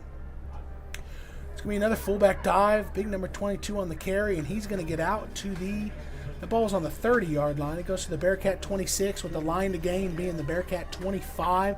So it's going to set up 3rd and a long one. Ryan, I bet they run the fullback dive again here. I think they're going to – Foster's going to keep it following one of his running backs and get it upfield. Boy, they have some big runners here in Lindsay as well. Caleb Franco, number 17, coming in motion in the last play. He's a thick kid as well. Snap, and that's going to be a quarterback keeper around the left end, and we had a chance to stop him for a loss, but he's just shifty enough to get the first down. And I'll tell you what, you kind of gave me a hard time for talking about the 8th grader I talked to before the game about the Lindsay offense. But that's exactly what he was talking about. You feel like you have him dead to rights. He jump cuts left, jump cuts right, finds just enough to get that Lindsay Knight first down. You should pay that guy for your scouting report, Ryan. Well, PilotPointBearcats.com might have to come up with a little bit more budget to do that. 1st and 10 at the Bearcat 23-yard line. Snap, and that is going to be an end around. Number 8's going to try to get it out the side the motion came from. And the Bearcats stand strong. Best play of the game for the defense holds the Lindsay Knights to a 1-yard gain on 1st and 10. Hopefully we have a repeat of that here on 2nd down. That's tricky, Ryan, that little end around there. If you're not being disciplined on your reads, you can get fooled with your eyes there. This offense is extremely successful when you're running it against somebody who's on the same level as you, maybe slightly below you, or even slightly better than you, because there's so much chaos, so much confusion, so much to follow with your eyes. You don't know where the ball's going to sneak out of. It's going to be 2nd and 10 here for the Knights. Snap. Foster's going to keep it. He's going to have space, and he's going to get it run over a Bearcat corner before he's finally tackled. When I say run over, that's not a fair representation for number 10, Drevion James. He took the brunt of the hit, but he actually stopped Foster's process and allowed another Bearcat to get there to bring him down. And we're going to set up a 3rd down here for the Knights. Ryan, that play tricked me out, just like we were talking about being disciplined. I thought the Bearcats had stuffed the dive there, and then see Foster sneaking out the side there. Well, I'm glad you're not trying to make tackles, because I don't think you followed one so far. I played offense. 3rd down, dive up the middle, and it's going to be enough for a Lindsay Knight first down. This is something we've talked about in the past and even earlier this season. When you play an offense like this, you got to make them run lots of plays, because 1, it's going to tire them up, but 2, as quick as everything this is going, as quick as all this is happening for the defense, it's happening that quick for the offense too. And if you make them run 10, 12, 13 plays in a drive, all it takes is once for them to put it on the ground, have a big loss, and your defense is in a good position. So these smaller games may work out better for the Bearcat defense. And I think that was Franco on the carry, bowling ball carry right there. He doesn't look like to have much speed there. He might as well have blindfold on, man. Now he got positive yards, took a couple Bearcats to bring him down. But boy, he got that ball, put his head down, and was just going to run until he hit something. That's like the high school version of the fridge. That was my dream, to be honest with you. Getting to carry the ball a few times like that. You did have your opportunity as a kicker one time. I did. Wide right. Snap. That's going to be, the right edge. And we had an opportunity. Caven David had an opportunity to bring him down for a loss. Luckily, the other Bearcats rallied and was able to make the tackle for no gain. Third down of the drive. The Bearcats have forced. Let's see if they can make the stop here and force Lindsay into a 4th down decision. Thankfully, the Bearcats were swarming on defense there after that missed tackle by David. But longest 3rd down they've had so far. Hopefully, we can be successful. Looks to be 3rd and 6 here. I'd expect the Knights to do what they know and keep it in the hands of Lane Foster here. Snap. And that's what they're going to do. Lane Foster's going to try to get the left end. He pitches it out. Drevion James had a chance. A good cut. Kaysen Wilford. Drevion James was taking on a block. Came off the block, had a chance to make the tackle. It would have been a highlight tackle, but running back for Lindsay makes a good jump cut, and Lindsay gets in the end zone again in the last play of the first quarter, extending their lead from 14 to 20. It's the difficult thing about the triple option. You can stop the dive, you can stop the quarterback, but you also got to stop the pitch. Assignment football. The snap is there. I don't know how we didn't block it. There is a flag thrown. The kick was good. If it's on the Bearcats, I imagine we're just going to move forward and go to commercial break. Let's see what the flag is.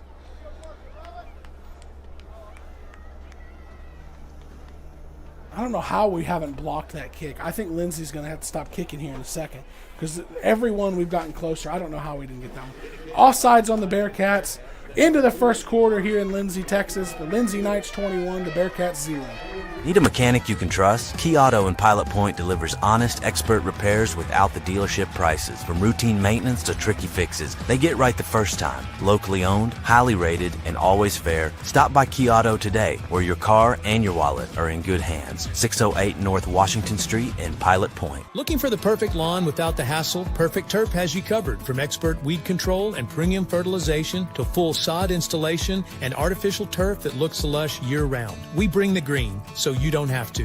Visit PerfectTurfTX.com for more information. Life is full of steps. We learn to take small steps and big steps. We take steps toward adventure, to keep growing. Steps to build a future, to discover what's next. This is banking at its best. This is Banking Forward. Well, Well, this is where the Bearcats are going to have to dig deep on offense. They haven't been able to move Lindsay the way they needed to get positive gains. Lindsay's not letting them stretch him on the edges. They're controlling the ball between the tackles, and the Bearcats have not found success through the air so far. Ryan, with this Lindsay coach, working with Coach Worrell before, I think he knows a little bit of key to the offenses to prevent them from being successful.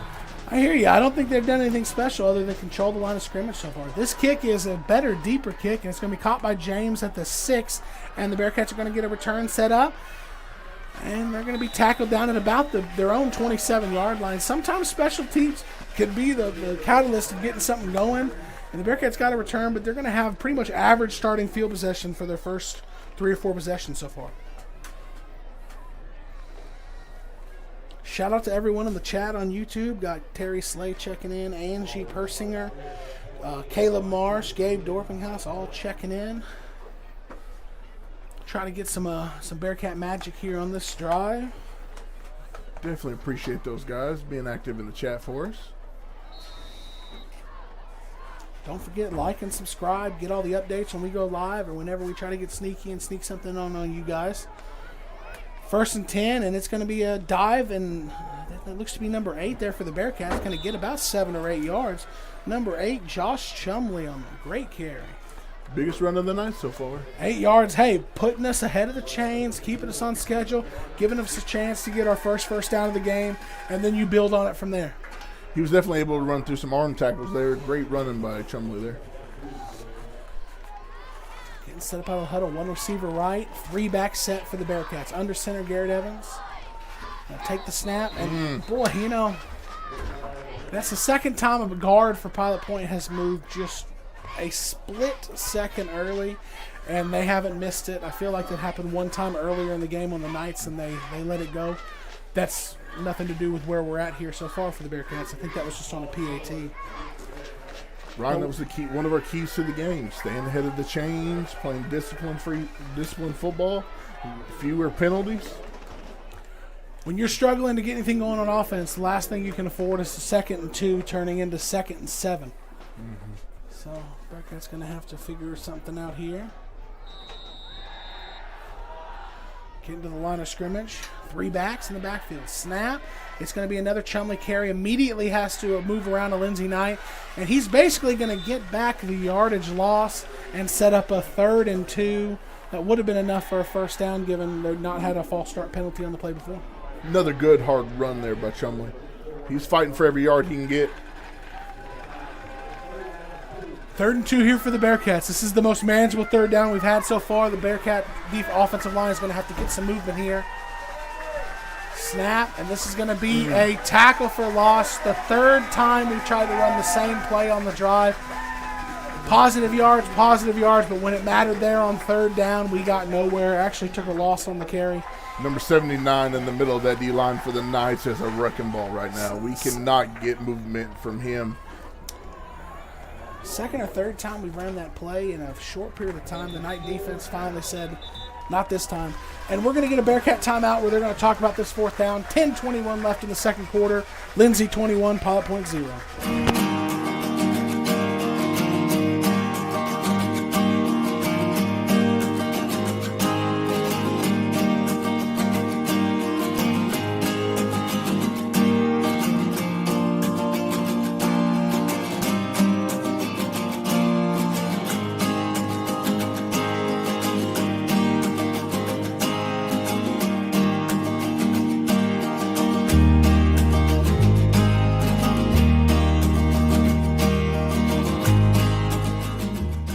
For nearly 50 years, Mark's Body Shop has provided auto body repair to North Texas.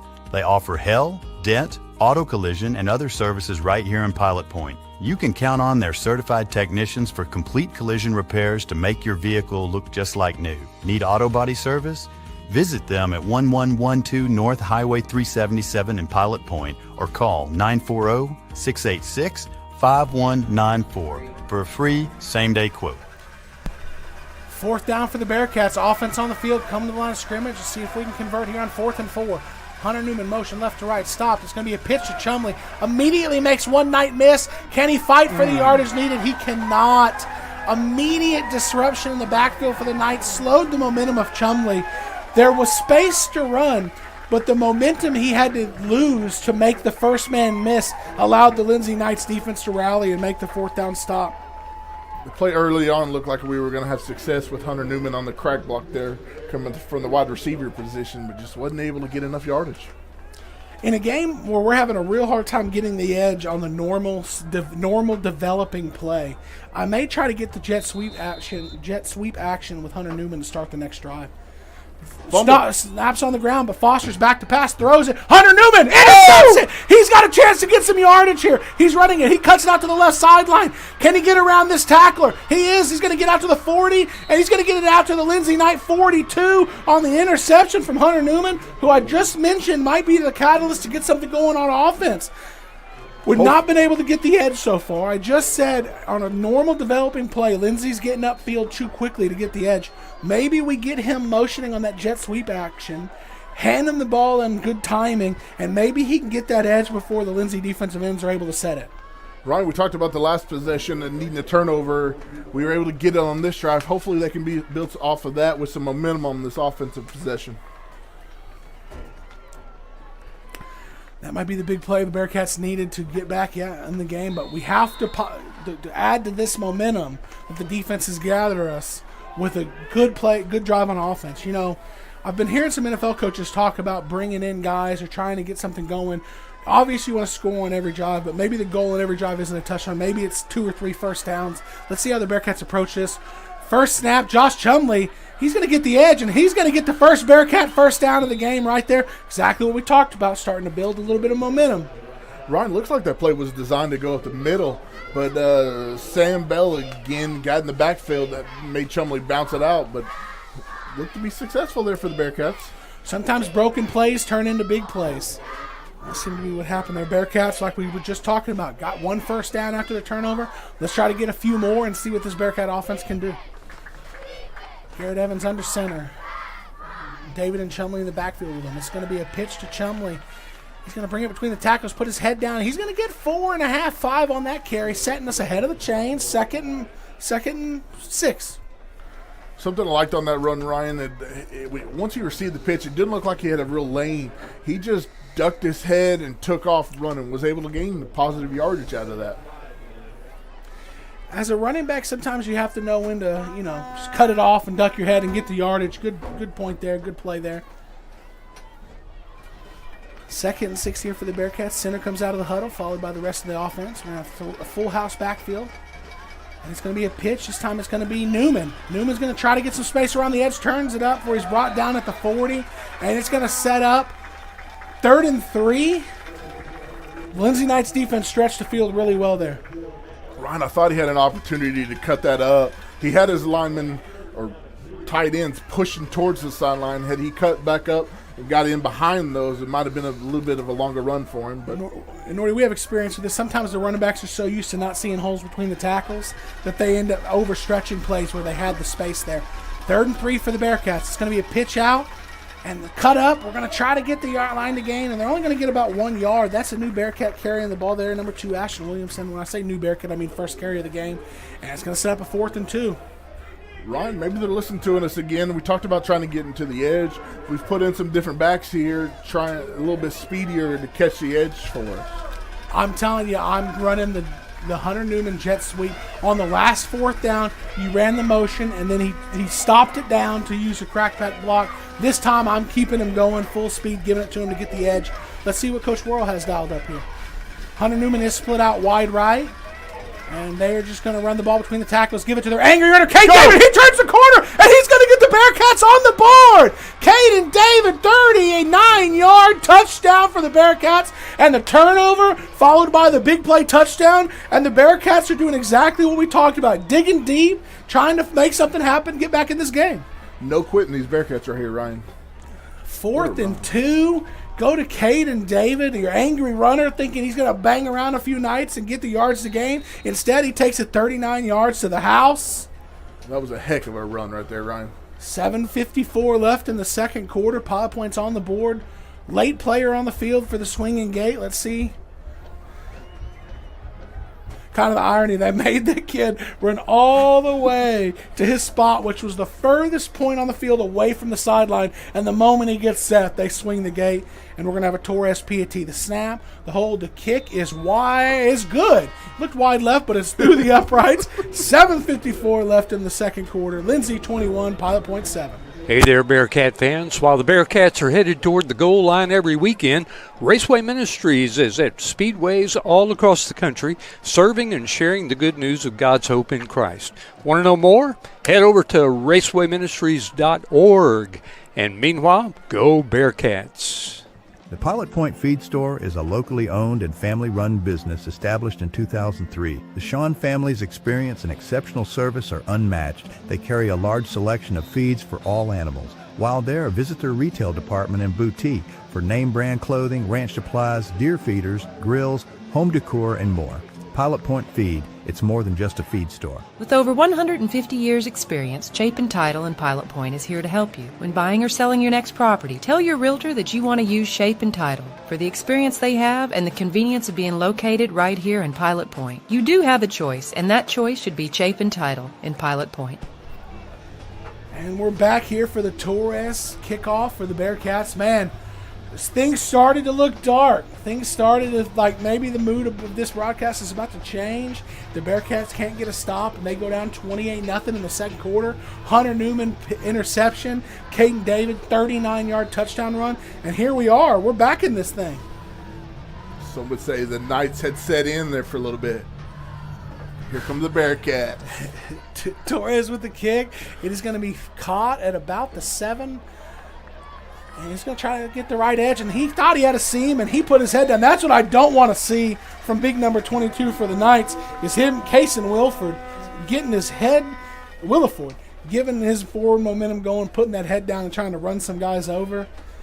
Boy, yeah, we made that's the tackle. A scary guy to tackle when he's rumbling down the sideline like that. Yeah, I wouldn't. Boy, my uncle was a kicker in college. He told me a story once about a return man looking just like that, running right at him. My uncle said, I'm guessing right, hoping he goes the other way. And my uncle said he guessed wrong, and the guy ran him over. Imagine it had to look just like that. So here we go. Bearcats trying to get another stop. Foster with the snap, and he's going to get out looked like the left edge, but he cuts it between the tackles for a couple Bearcats team up for the tackle there. Get some numbers for you. Number 50, Josh Martinez, and maybe 70, Eli Noblet. Yeah, right. So to be successful on a triple option, there's 3 things you got to do. You got to hit the dive man in the mouth, make him to where he doesn't want to get that ball anymore. You got to be able to stay with the quarterback and also have a corner or a linebacker scraping over to stop the pitch guy. We were able to stop the dive there.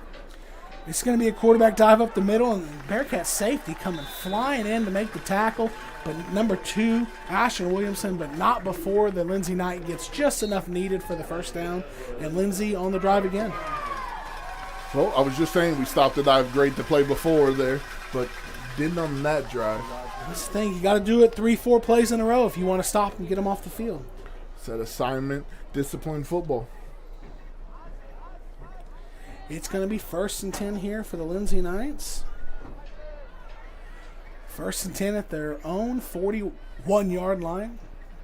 This is going to be Foster out the left end. Pitch on the ground! Jumped on by the Bearcats. Another Bearcat turnover. And the Bearcats are cooking here. They have an opportunity to get back and make this a one-score game.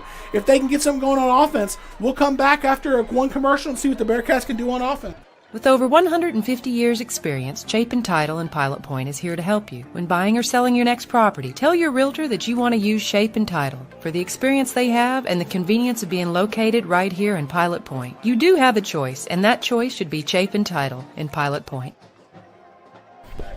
And we're back here, so the Bearcats forcing turnovers on back-to-back drives, and now they have an opportunity if they can string some more momentum together to make this a one-possession game. These Bearcats are going after it right here. Ryan, in small 3A football like this, momentum is key. I can't. Fullback dive, Chumley, he gets it, and he can only get maybe 4 yards on the carry. And it's going to set up a 2nd and 6 here for the Bearcats. And a lot of traffic here in this corner of the press box. I think we had a ding-dong ditcher there.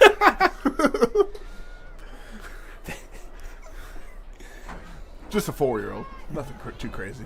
2nd and 6 here for the Bearcats in Lindsay Knight territory. Have the ball at the Knight 27. 2 running backs behind Garrett Evans. Motion left to right, stop down, and Caden Davis is going to take the pitch, and he's going to get stuck immediately in the backfield, but that guy's not going to be able to bring him down alone. Number 3 making the tackle for the Knights, Noah Clement, but Caden Davis got away for a defensive lineman. It looks to be maybe Aiden, number 61 for the Knights making the tackle. Ryan, that looked to be like it could have been a successful play, but we missed that crack block. The linebacker was able to get ahead of the wide receiver coming in. 3rd and 8. That was a loss of 1 or 2 yards there for the Bearcats.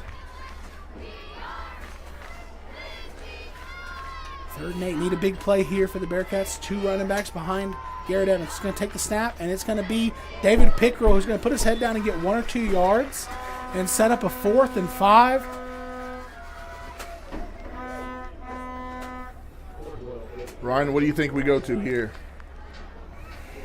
You know, our strength is not throwing the football. 4th and 6 in this game. We've had 1 run better than 6 yards, maybe 2 runs better than 6 yards. One of them happened to be 39 yards for a touchdown on 4th down, but that was a 4th and 2 where everything was on close to the line of scrimmage. 3 runs longer than 6 yards for the Bearcats in this game, so it's a lot to ask for them to get the 6 yards here, but you have no other choice. We watched Torres kick a field goal. We're going to take the play clock down and probably get a timeout here. It'll be the 2nd Bearcats timeout of the half. We come back, 4:32 left in the 2nd quarter. Pilot Point has a 4th down decision to make. Hey Bearcat fans, you're probably asking yourself right now, don't I know that voice? Yes, it's Terry Slay, the voice of the Pilot Point Bearcats, and have been for over 35 years. But more importantly, the Slay family has been serving the communities of Lake Ray Roberts in the funeral business. If you find yourself in need of a funeral home, please call us at Slay Memorial Funeral Center, and we'd be honored to take care of your family. Do you need a maintenance check or emergency repair on a heating and cooling unit? Power Air can handle all of your heating, cooling, and ventilation needs. Power Air will work with you to find an HVAC solution that fits your needs by providing a full consultation so you can choose the system that's right for you, your home, and your business. Call today at 817-487-2286 to schedule your service now. That's Power Air, 817-487-2286.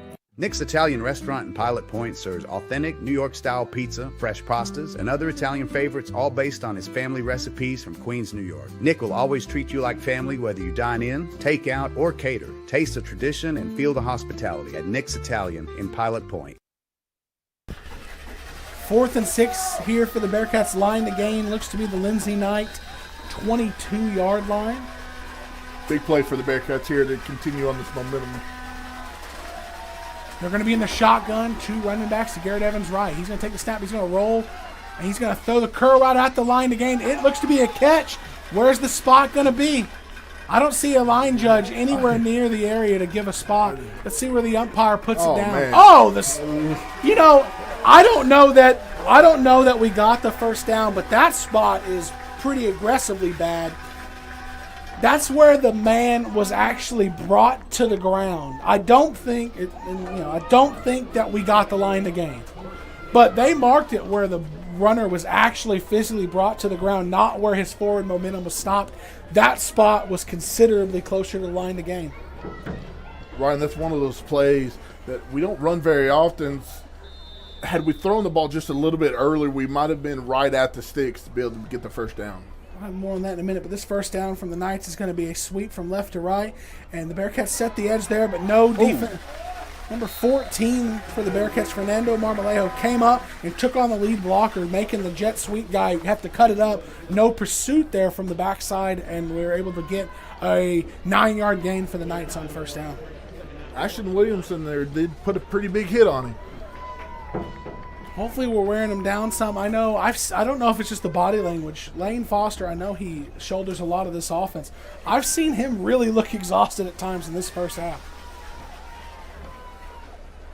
This is going to snap. It's going to be a quarterback. Oh, boy. We stuck the dive in the mouth immediately, which caused Foster to pull it, and he's going to get the line to gain for the first down. But number 34 for the Bearcats, so first time I've called his name this year, Caleb Reed, sophomore, came up and he stuck the dive back in the mouth before the dive back really even had a chance to get the ball. He almost took the handoff from Lane Foster there. Same time for sure. Second 10, drop back pass for Foster. He's looking. He's going to throw the out. It's going to be caught, and there's going to be a tackle out at their own 49, number 2, Ashton Williamson on the tackle. It's going to be 11 yards on 1st and 10 there for the Knights, setting up another 1st and 10 at their own 49, getting ready to cross into Bearcat territory. The Knights didn't look like they wanted to throw the ball deep there after the last interception. Definitely looking for an out route to the sticks to get the first down. Turnovers on back-to-back drives here for the Lindsay Knights, trying to get their offense right. Under 3 minutes to go. Hopefully the Bearcats have one more in them here before the half. Snap. It's going to be a keep by Foster, and David wraps him up and tries to yank on the ball some, unsuccessful, but he does bring Foster down after 5 yards. Ryan, that's the first time I've seen where we didn't necessarily hit the dive. He could have gave it, and it would have been a little bit more successful for him, but he decided to keep it. Still gained 4 or 5 yards, though. 2nd and 5 for the Knights.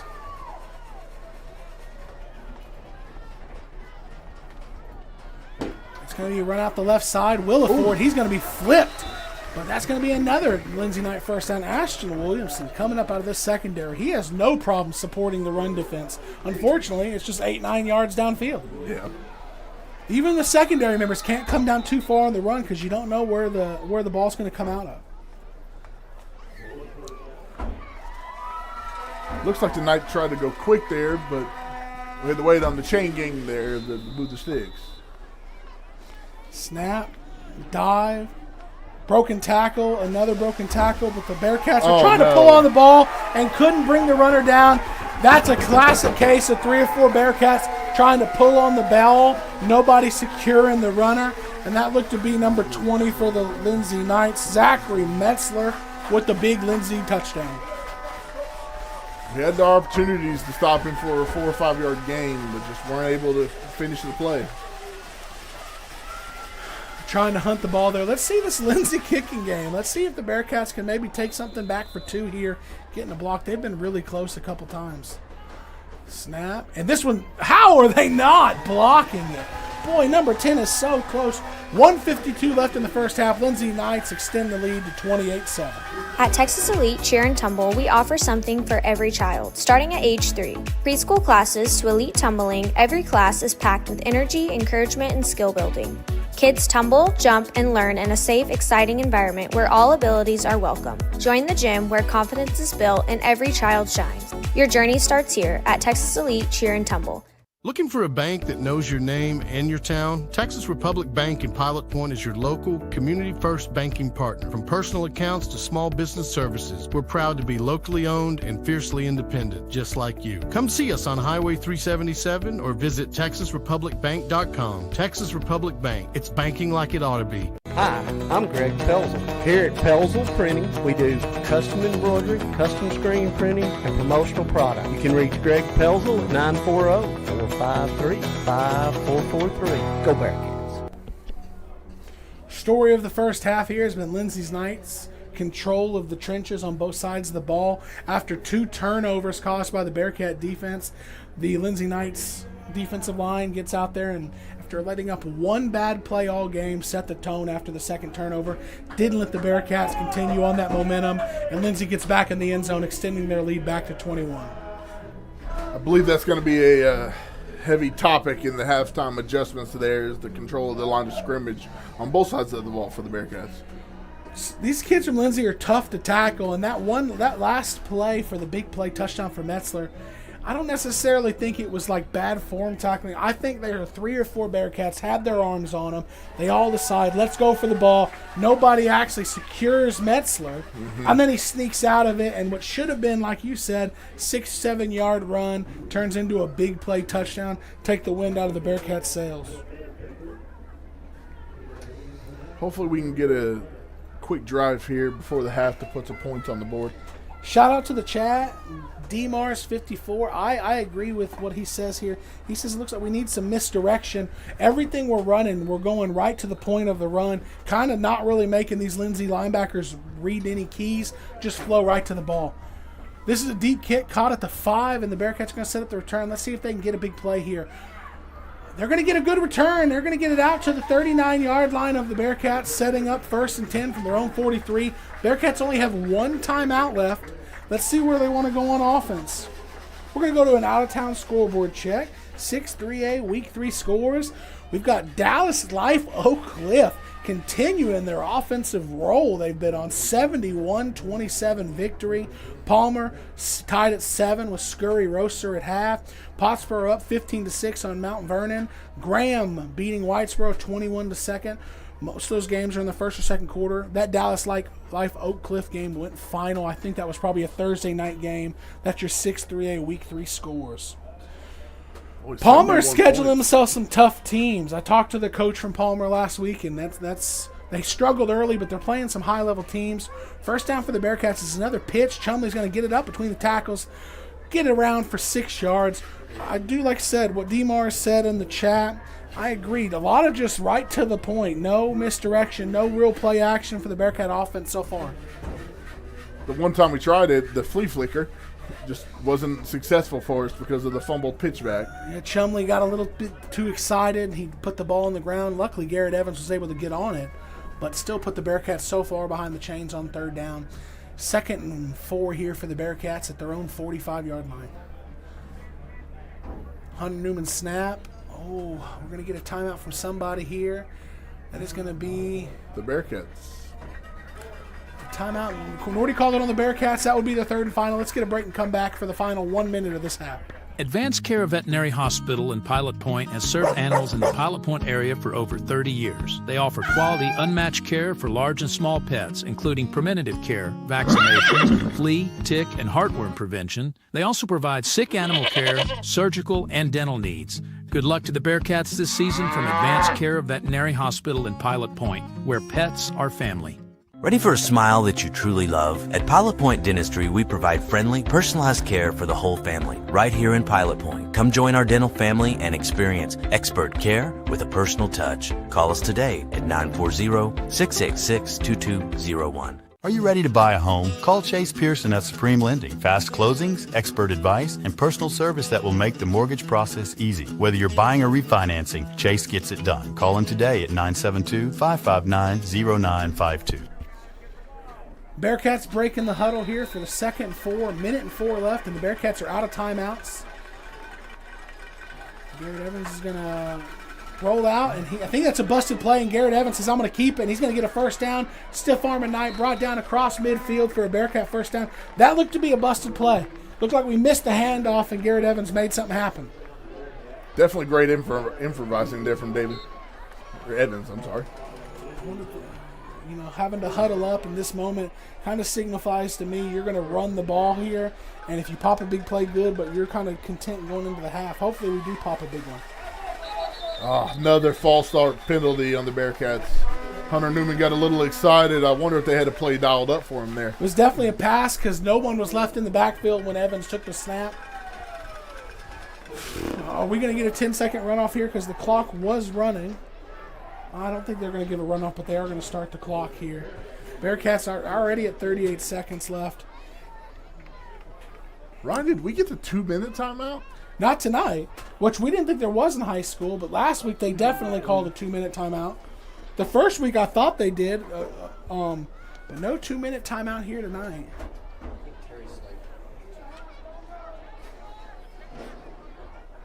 They are going to assess a 10-second runoff here, bringing it from 38 to 28, and I imagine they're going to wind the clock on the whistle.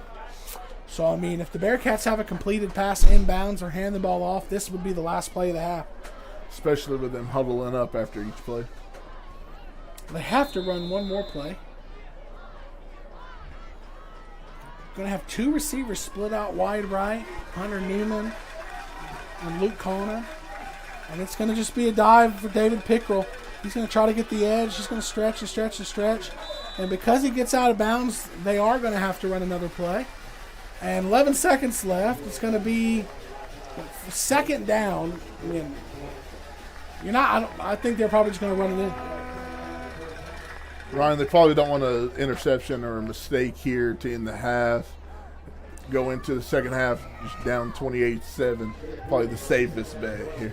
That's the safest bet, but that's not, I don't think, the best bet to get us into the game. But different thought process, different priorities. In the end of the day, this is a non-district matchup. We have a lot we can build on. We are in shotgun. We are going to drop back to pass. I like to see us working this. A speed out, caught, down. It's going to be incomplete. I do like, the clock, they're going to run the clock out on an incompletion. I think they're going to have to fix that. It was an incompletion and they ran the clock. But, Pilot Point, they need practice all over the place. But the one thing I'd like to see these live reps on is passing the football. Mm-hmm. And this is kind of a good opportunity to do it. Especially passing the football on reps where the Lindsay Knights know you have to pass the football. Well, a 2-minute drill is not something you get often in a game, so this is a good opportunity before playoffs, to test out your offense and see what you can do and something like that. The 2-minute drill would have been to talk about what we could have talked about with 1:04 or more left. At the last couple plays, it's kind of clear that that's not what's happening. But let's get some reps in here for Garrett Evans, rolling out one way or another, getting some timing with the receivers, because that's not something we've had a lot of so far this year. One completion on the season coming into this game, which was a 41-yard touchdown. One completion so far tonight. Got to stack some of these up, and this is a good time to get some of those reps in. If I'm the deep safeties for the Knights, though, I'm just going to play over the top of everything. Absolutely. Looks like they've got 3 back there, at least a corner playing deep here. I wouldn't get greedy if I was the Knights. 4 seconds left. Drop back for Garrett Evans. This will be the last play of the half. He's looking downfield. He's going to sling it. Good arm. Has contested play out there. Hunter Newman brings it in out of bounds. That's going to be the end of the first half here in Lindsay. After one half of football, it is the Lindsay Knights 28 and the Pilot Point Bearcats 7. Pilot Point, your new hangout is here. Moto and Latte, where coffee meets community. From handcrafted espresso to fresh roasted beans, it's the fuel to your road ahead. Come and see us at 110 East Liberty Street in downtown Pilot Point.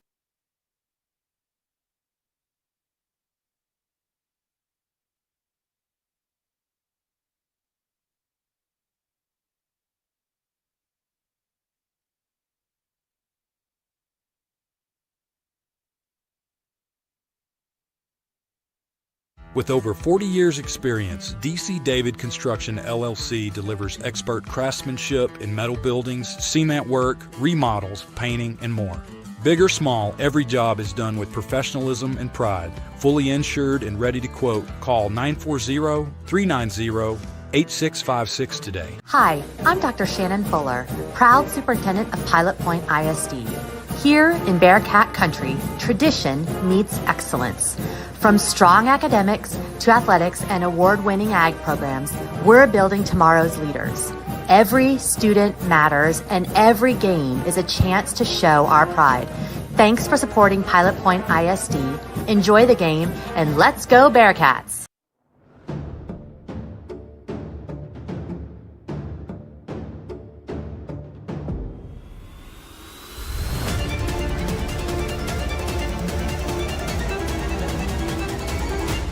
Here at Sideline to Sideline, we love to talk 3A football. Pottsboro, then Pilot Point, but Pilot Point might make it. Chad's been up there. Now this is his, second year. They could slip into the second or third spot. Hey, they upset Mahey in the first round of the playoffs last year. We also talk 4A and 2A. So check us out each and every week.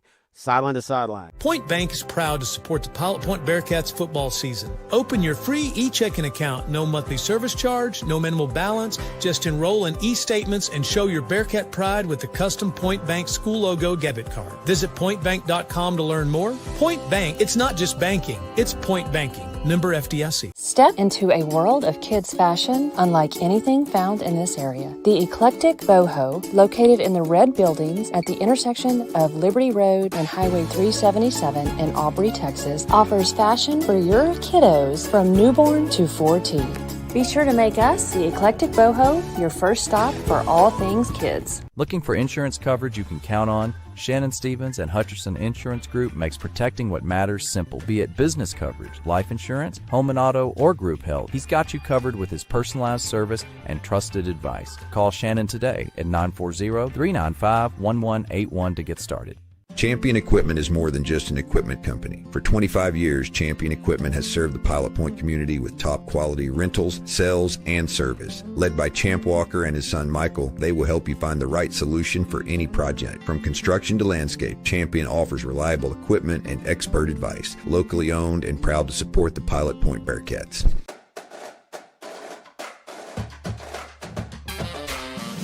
Is your AC struggling to keep up with the Texas heat? Call Capital Mechanical in Pilot Point. From fast, reliable repairs to brand new installations, their licensed pros keep your home cool and comfortable. Trusted since 2001. Capital Mechanical does it right the first time. Call 940-440-1100 today. Looking for reliable insurance coverage? Wood Insurance in Whitesboro has you covered. Whether it's auto, home, business, farm, or RV insurance, their experienced team is there to find the perfect policy for you. With access to many top-rated carriers, they strive to get you the best coverage at the best price. Call today, 903-564-6469. That's 903-564-6469.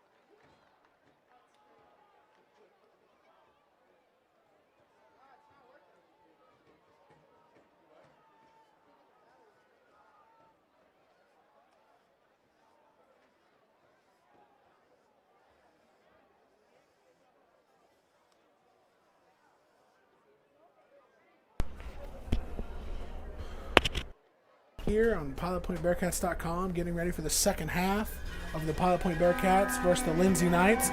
Lindsay in control after one half of football to score 28-7, outgaining the Bearcats on offense, 249 yards and 94. Only 4 yards of passing on the night for the Bearcats on one completion. 49 yards passing for the Knights, but 200 yards on the ground.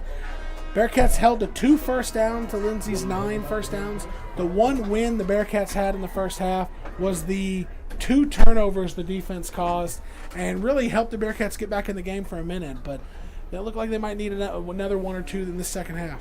Yeah, I bet the different kind of conversations at halftime from Coach Worrell for the Bearcats, I bet.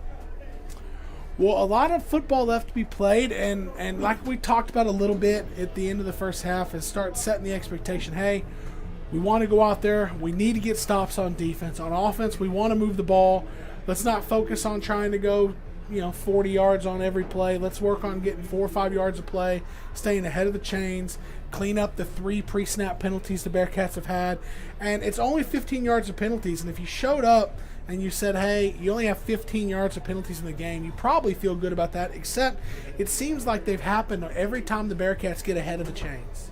Yeah, absolutely, Ryan. It's they're not very timely penalties that we've been having tonight.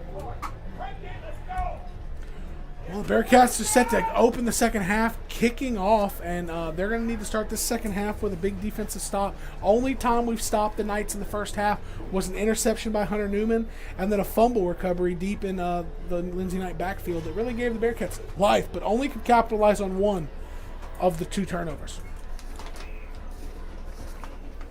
Torres with a kick. It's high down the center. It's fielded on the run at about the 15. And the Knights are going to try to get the edge, and they end up just running into a host of Bearcats, and now they're all spinning circles before they finally blow the whistle dead out of the Lindsay Knight 30 on the tackle there for the Bearcats, number 5, Carter Locke. And the Bearcats need to come out with some life on defense here early. Hunter Newman looked like he was trying, he made the initial stop there and was trying to get the ball stripped. Definitely the receiver looked like he was struggling on that a little bit, but we were able to bring him down eventually without a turnover, unfortunately. Some good points in the chat so far about maybe some tips for the Bearcat offense and on defense here, hitting the quarterback and hitting him often. He seems to be the number 1 leader of this Knight offense, and he's going to get the ball in the first play, and that's exactly what we're going to do. He's going to get a couple yards, but number 2, Ashton Williamson, coming up from his secondary spot, making another big tackle. He's been a big player in the secondary for us tonight, coming up to stop the run. Shout out to everybody watching tonight on Facebook and on YouTube. Please remember all the content that comes out through the week and through the year on the YouTube channel, so please like and subscribe there. 11:27 here for third quarter, just getting started. Foster takes the snap, and it's going to be a dive up the middle, and there's some space there before, once again, Ashton Williams coming up and up into the running back, but not before he gains some yards, and the running back is looks like he's going to he's going to need a minute, so we're going to go to break and come back on the other side. Afternoon want that window in the sun. How much space do your horses need? Maybe you're shopping for future chickens or a mini cow. Whatever you or your pet's home buying needs are, Whitney Delcourt at Lake Country Lifestyle Real Estate is ready to help you find it. Call Whitney today at 214-724-1607 or visit her website at lakecountrylifestyle.com. Hey football fans, this is Laura Bradley, broker-owner of SouthernLifeliving.com, a real estate brokerage located right here in Pilot Point, Texas. Whether you are looking to buy or sell, our firm has several experienced agents to guide you through every step of the process. We want to be your go-to source for all of your real estate needs. Please visit our website at SouthernLifeliving.com, or you can reach me, Laura, the broker-owner. Third and short here. Foster's going to take the snap, hand it off the middle, and Williford's going to get enough for the first down. The 2 Lindsay Knights that were down on the previous play, both were able to get up and walk off under their own power. Seem to be okay, which is good news for everybody. First down for the Knights.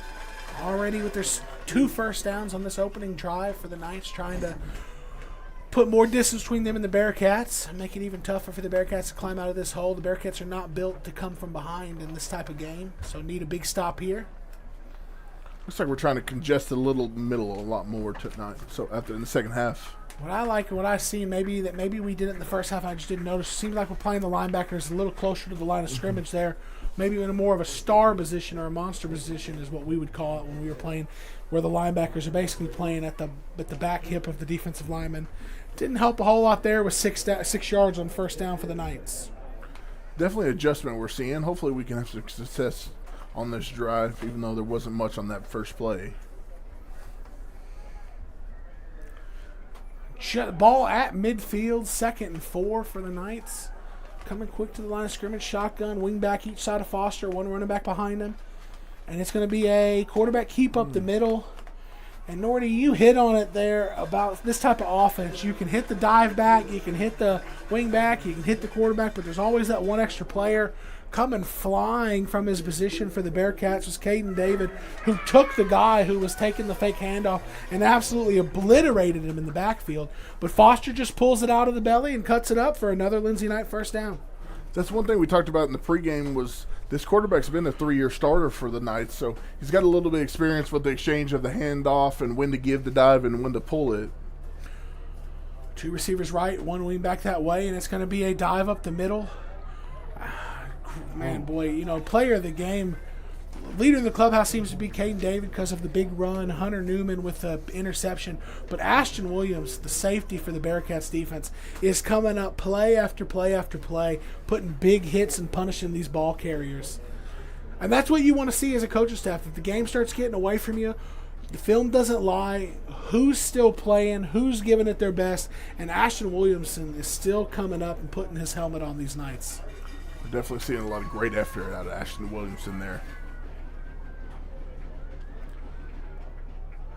Tiptoe handoff up the middle. The Bearcats did a good job of not getting moved off the ball and ultimately make a tackle for a 1-yard gain. David Pickrell is the guy who caused the running back to slow it up. And number 20, Michael Marsh with the tackle there, playing linebacker. Number 20, Michael Marsh. Ryan, one thing I noticed on the D-line on that, we were the lower man. And an offense like this, if the O-lineman can get pushed, it's who's ever lowest is going to win that battle. And the Bearcats were lower on that drive or dive there. 3rd down here for the Knights, snap, and Foster's going to keep this, and he's going to find just enough, and he's going to dance around and cross the line to gain for another Lindsay Knight first down. Once again, he takes the ball, he makes his fakes, nothing is obviously there, and he's just able to dance around until he finds what he needs, and he hits it. He's definitely a heck of a playmaker for the Lindsay Knights here. 1st and 10 at the Bearcat 30-yard line for the Lindsay Knights. The Bearcats forcing Lindsay to work on this drive, not giving it to him in a big play, a chance to force a turnover. And this is going to be Williford off the left side, and the Bearcats are going to have to team up to tackle him, and they push him out after about 11 or 12 yards. And another Knight first down. They're on the drive. Ryan, that's a bigger guy tiptoeing around there. I think once he gets going north and south, he's got to be a hard guy to tackle.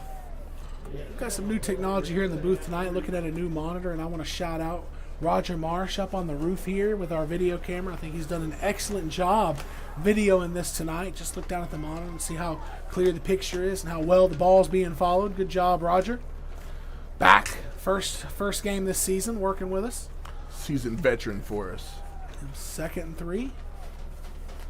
Snap. It's going to be an end around. Oh, it's one of those. Oh, great play. Great tackle by number 14, Fernando Marmolejo.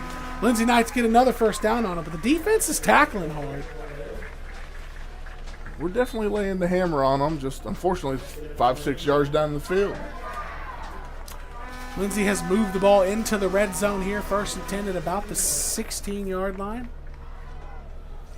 Under 7.5 minutes to go in the 3rd quarter. Lindsay's slowing the pace, getting the plays in. Chumley's entered the game at linebacker. Snap, and it's going to be a handoff up the middle. And boy, that's a big fella just prancing around. I think he's going to be tackled in about the 1-yard line. Not going to be a touchdown. Number 15, Cash Norman. That's a football name for you right there. Yeah, Cash Norman. Cash is spelled a little different, which is really unique, but it's going to be 1st and goal on the Bearcat 1. Let's see if the Bearcats can get low here and maybe try to cause a little penetration and trip up some pulling guards or guys on their motion. And that's going to be right back to Cash Norman, who's going to get it in the end zone for a Lindsay Knight touchdown. he had a wide open lane to run through there, Ryan. We did not get the penetration we needed on that play. Opening drive of 5 minutes and 20 seconds for the Lindsay Knights to start this second half. Extend their lead, 34-7. At this PAT, I do not know how repeatedly Derevion James has not blocked these kicks. Let's see if he comes off the edge and gets him one here. Oh, he jumped off sides. And because he jumped off sides, he didn't even really try to rush it. And the extra point is good. 6 minutes and 40 seconds left in the third quarter. Lindsay 35, Pilot Point 7. Serving Pilot Point since 1878, the Post-Signal is your trusted source for hometown news. From local sports and school events to community milestones, we cover postsignal.com. In 2014, Uppercut Granite was founded with a mission to provide the highest quality fabrication and installation services to home builders, homeowners, and commercial contractors in the DFW and southern Oklahoma areas. With more than 50 years of combined experience in the countertop fabrication industry, the partners of Uppercut Granite possess the skills and expertise necessary to complete even the most difficult projects. Visit Uppercut Granite showroom at 1235 JC Lane in Pilot Point, Texas, or call 940-765-3525 to schedule an appointment. Bill Bearcats. You work hard every day to provide for yourself and your family. Why not let someone else help you out every now and then? As your local Texas Farm Bureau insurance agency, that's why we're here, for peace of mind and to help you protect what matters most to you. Call Denton County Farm Bureau Insurance at 940-387-8572 for a quick auto, home, or life insurance quote. And learn more about how Farm Bureau Insurance can protect what matters. Life insurance products underwritten by Southern Farm Bureau Life Insurance Company, Jackson, Mississippi. Bearcats getting ready to return this first kick of the second half. Opportunity to maybe get a big play here to get a spur, but this is going to be a pooch kick, and we are going to muff it, and we got to get on it. It is gotten on, and we're going to return it. We're going to try to flip it to the Bearcat sideline, and we're upended number 6, Jason Rangel, who couldn't bring it in originally, but he's going to reverse field and get tackled. A lot of running for really 0 yards gained on that return. It's one of those deals where you run 50 yards, but you lose 2. Yeah, well, most important thing is he was able to recover the muff and get some sort of momentum going. Bearcats are going to have a position. This is what we talked about. Let's try to build some momentum, try to get some things going in this game, try to get these things going so you prove yourself going into next week. You can still do these things.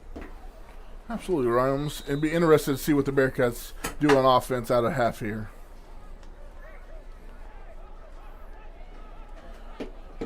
Garrett Evans is going to take the snap, and he's going to just looks like a sweep to the left. He's going to cut it up the middle of the field. He has some room. That's not Evans. That's David Pickrell getting out about 26 yards on the opening play of the second half. He did that from the quarterback position. Yeah, Ryan, that's definitely an adjustment, and that's a formation we haven't seen, and an explosive play there by David Pickrell. Sophomore David Pickrell, who we've seen have some explosive plays early in this year, gets one there. He's back at quarterback again. In the backfield kind of by himself, and he's going to take this, and he's going to be sweep right. He's going to cut it up the middle for another 3 yards. Haven't seen this. Still no misdirection, still no trickiness other than just David Pickrell in the backfield taking the snap and going forward and getting some positive yardage for the Bearcats. Definitely interesting design we've got here. It seems to be successful for the first 2 plays. Let's see if we continue it. Well, the Bearcats are in Lindsay Knight territory after the first 2 plays of this drive being good. We're going to go back to it. Shotgun with kind of like a fullback guy to the left of Pickrell. Motion right to left. And it's going to be a mistime snap.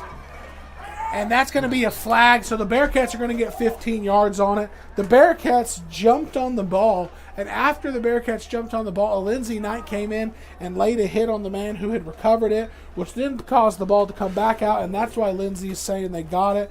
The referee's going to say that the ball was on the ground dead with the Bearcats in possession, and a really bad play for the Bearcats. They're going to get bailed out on with a 15-yarder and the ball.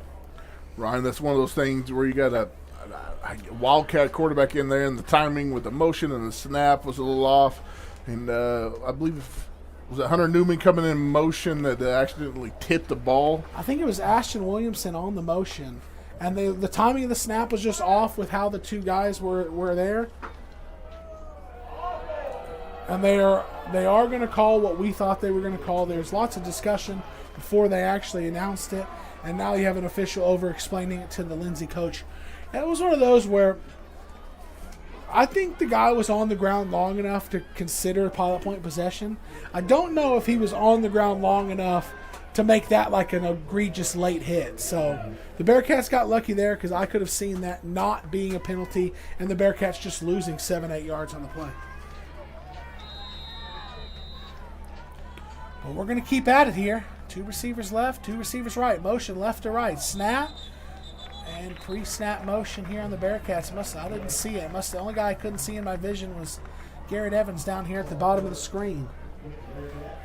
You know, we tried to run this when I was in high school, and I remember as a lineman having a cadence, being so used to the quarterback doing the cadence that when we would put a new guy back up there, he'd try to replicate the cadence, but he couldn't do it the same.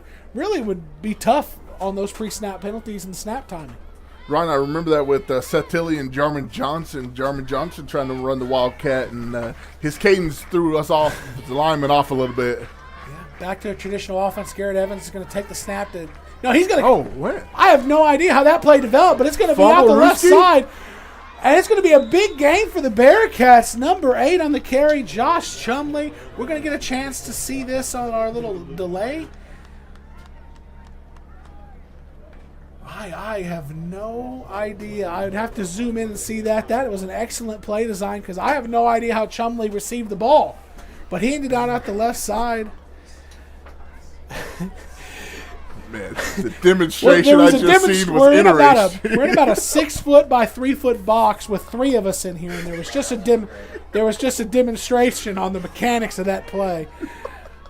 And this is going to be a Caden David handoff around the right edge, and he's going to try to turn it up and get the pylon, and he does. Caden David gets in the end zone, and Nordy said it earlier, there's no quitting these Bearcats. It's looking grim, but they're still putting points on the board.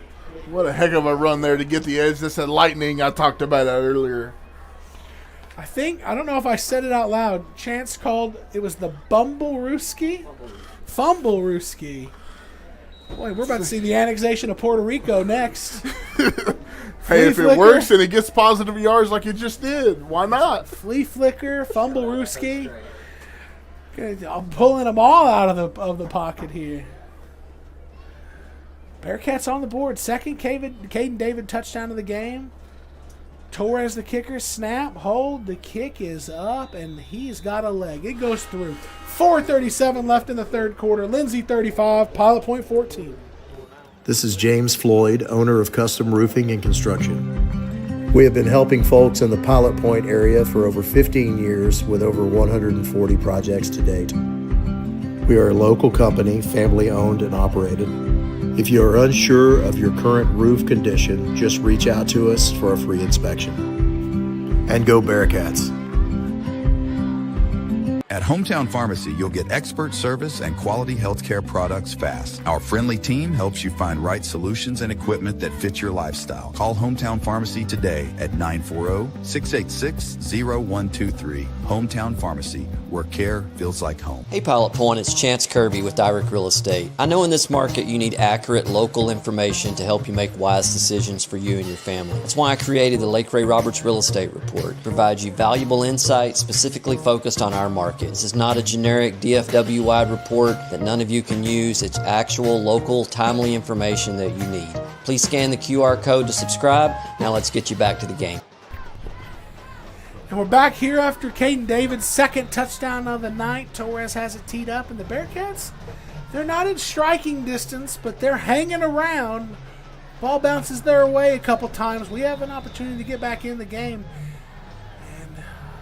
Classic ball falls off the tee. We're going to give it one more chance before we have to put a holder in place. Let's see if Torres can get this one off. And let's get a Bearcat coverage team down there. Ryan, my vote is for more Bumblerooski. Let's keep it going. Kickoff is going to bounce at the 20, and it's going to be fielded, and the Bearcats are down there with an opportunity to make a tackle pretty quickly.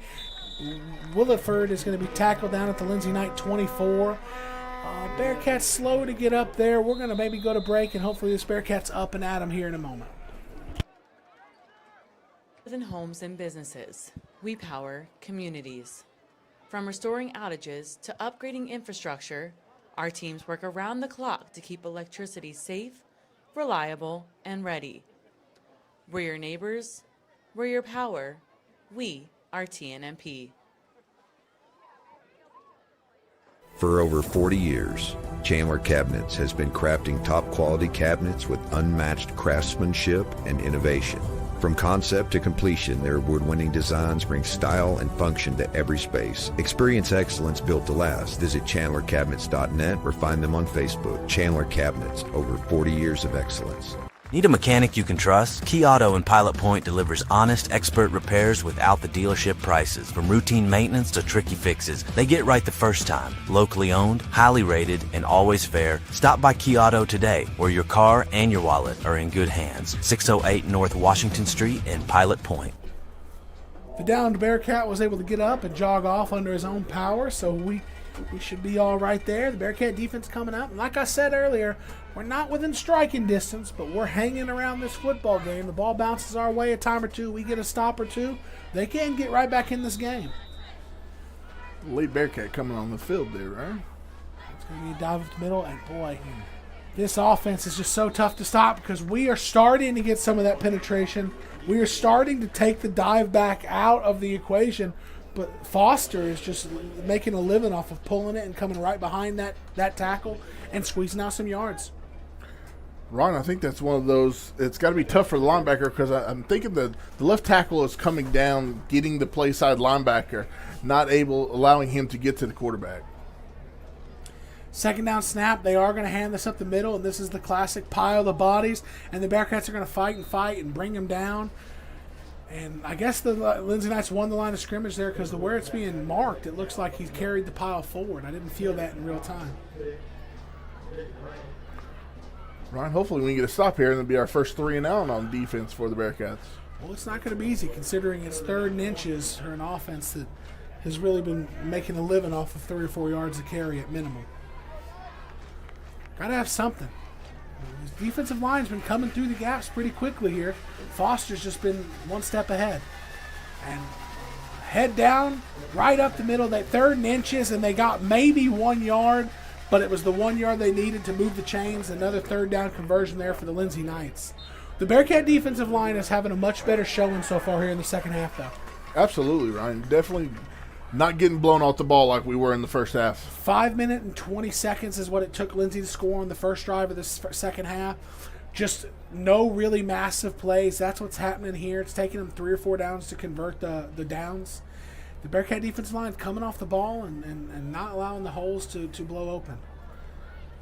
And Foster is going to dance around, and he's going to be tackled by a host of Bearcats. Jumping on top of the pile is number 50, Josh Martinez. Getting up on the bottom, looks like maybe Caden David, Eli Noblet on the action too. A lot of fighting these Bearcats. This is one of those times where the Bearcats are a little bit smaller up front, but we're giving it all the effort we can. 2nd and 7 here for the Knights. Bearcat defensive line getting low, getting their hands in the dirt, coming off the ball.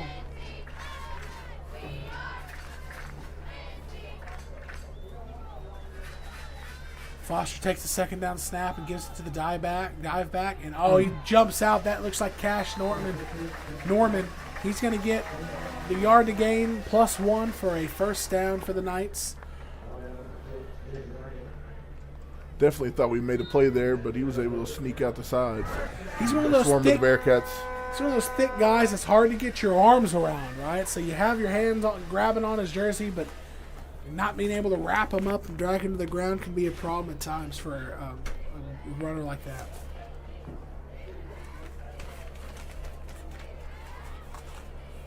First and 10, still on their own side of the field. And it's going to be a pitch. And there's some space there. They're going to get it across midfield, but across midfield for the Knights, setting up 2nd down and manageable. Lindsay's doing exactly what you got to do when you run this style offense. Stay on schedule, ahead of the chains, 2nd and medium, 3rd and shorts, and converting their downs every time they get the chance. Ryan, with their experience and the returning starters, it's something they've been playing with or practicing for several years now, so they're a well-oiled machine in this. DeMars, 54 in the. Well, we'll address his comment when we come back because I agree with another point he's making. If there's a smartest man in the chat award, it's got to go to DeMars, 54. Let's get a break, and we'll come back on the other side. Looking for the perfect lawn without the hassle? Perfect Turf has you covered. From expert weed control and premium fertilization to full sod installation and artificial turf that looks lush year-round. We bring the green, so you don't have to. Visit PerfectTurfTX.com for more information. Life is full of steps. We learn to take small steps and big steps.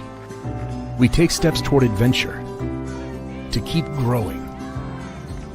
Steps to build a future, to discover what's next. This is banking at its best. This is banking forward.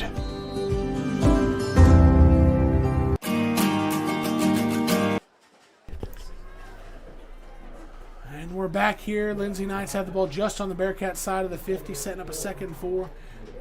D. Mars 54 says the late motion looks fishy. We kind of agree up here on the late motion and the immediate snap. Looks like a false start, but it's just part of the offense. Drop back pass for Foster, rolling out right. He's going to sling it down the sideline, underthrown, incomplete. Hunter Newman in coverage. Foster said, like, making a motion like he should have ran deeper, but the ball was underthrown. Yeah, it's kind of on the quarterback there. He had a brief moment where he was open. Yeah. I think this late motion, I think it's actually masked some other Lindsay Knights moving a little early a couple times, because there have been a couple times I thought I've seen motion. But there's so much your eyes have to keep track of before every snap and after every snap that it's really hard to decipher. 3rd and medium here for the Knights. Snap. It's going to be a dive. The Bearcats had a chance to make a stop. They do ultimately bring the guy down, and it's going to set up a 4th and short. And I'm telling you what, I'm selling out. I'm hitting the dive back, and Foster got it. That's who I'm eyeing on this 4th and short. If the Bearcats can get a stop here, make things interesting. Make things interesting. We're already under a minute to go in the 3rd quarter. Lindsay's coming out. The Bearcats haven't been able to make this sort of stop all night. Snap, dive. The Bearcats got him. Can they stop the momentum from going forward? The spot looks like it's first, but I'll tell you, I'm excited to talk to Coach Worrell this week, because this Bearcat team has come out in the second half and had the opportunity to lay down, and they have been putting max effort in, and that on something they haven't even been close to doing all night here in the second half. They needed 2 feet, and they maybe got 2 feet 2 inches, just barely enough. But that's going to take us to the end of the 3rd quarter here in Lindsay. Lindsay up 35-14 on the drive.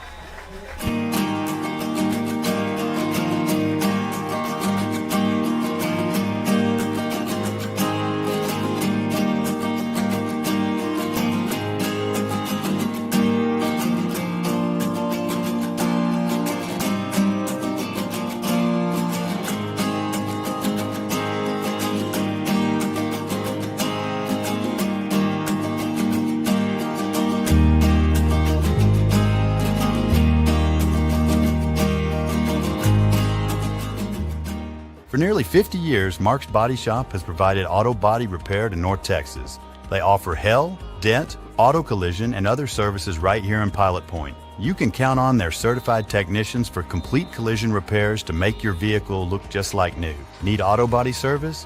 Visit them at 1112 North Highway 377 in Pilot Point, or call 940-686-5194 for a free same-day quote. The Lindsay Knights start the 4th quarter here, 1st and 10 at the Bearcat 42. And the first play, they're going to do a jet sweep action to the right. And we can't make the tackle with the first attempt, but we're going to push them out right at about the line of the game.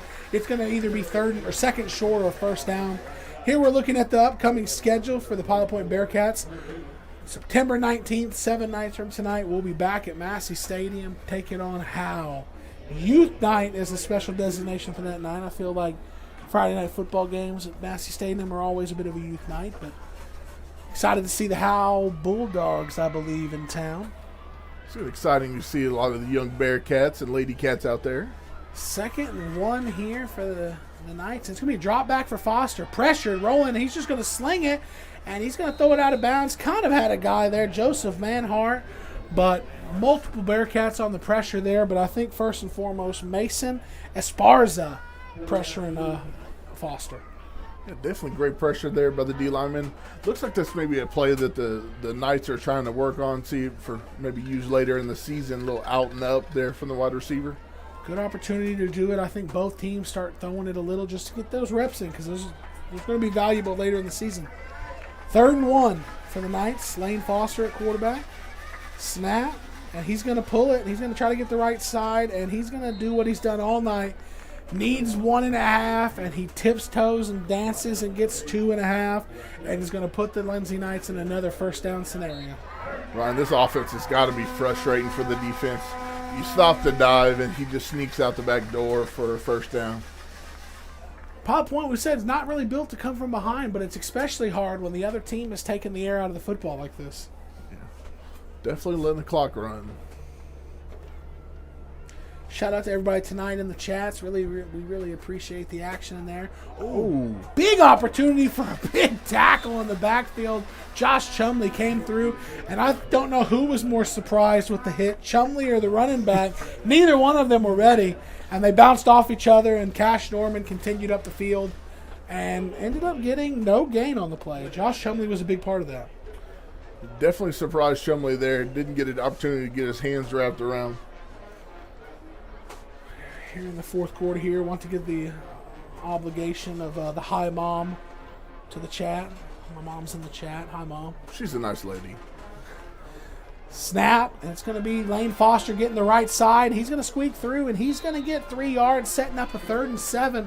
Here in the 4th quarter, talking about a 3rd and 7. This is maybe the longest third and to go. Yeah, down in distance on 3rd down, longest one of the night. Ashton Williamson keeps making plays from the secondary. Good open field tackle there on Lane Foster. Ball is placed at the Bearcat 28. And it's going to be 3rd and 7 here. Lane Foster, he's going to drop back to pass. He has some pocket, steps up in at the marker. Did they hang on to it? They are giving it to him. He hung on to it, and that'll be another Lindsay Knight first down. Joseph Manhart let everybody know with the first down signal there. Got a little excited there.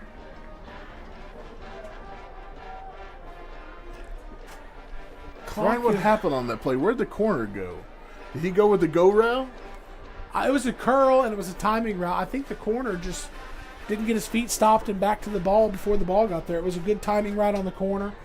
Fullback dive up the middle. Cash Norman getting low, driving his feet, running over a Bearcat for 5 yards on first down. Starting to lean on Cash Norman, getting the ball out of Lane Foster's hands, making him take so much punishment late in this game. He's a tough guy to tackle, kind of Mike Alstott-esque. He's the backup quarterback, I think. He's the one out here for pregame with Lane Foster throwing the ball. I think he was a lefty too, Ryan. Boy, I wouldn't want to see that boy as a quarterback coming at me. Not in the run-style quarterback offenses they have. 2nd and 6 here, and this is going to be a Lane Foster keeper on the left side, dancing, carrying a few Bearcats. Bearcats trying to rip the ball out and not focused on tackling. And Lane Foster's going to drag the Bearcats down to the half-yard line. I mean, at this point, whether he gets to the 1 or the 4, it doesn't really matter. The Bearcats going for the ball right there. Couldn't get it out. And Foster carries him down to the half-yard line, setting up a 1st and goal inside the 1. He's a tough runner over there, Ryan.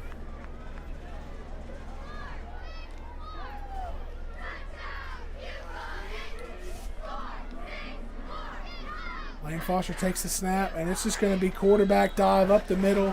And he's going to get in the end zone again, capping off a tough workload for him and getting the Knights in the end zone, extending this lead to 41-14 with 8:21 left to go in the 4th quarter.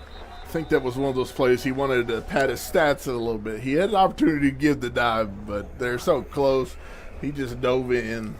Well, after the tough run on the play before, it's like he earned it. Yeah, he did. He earned that one.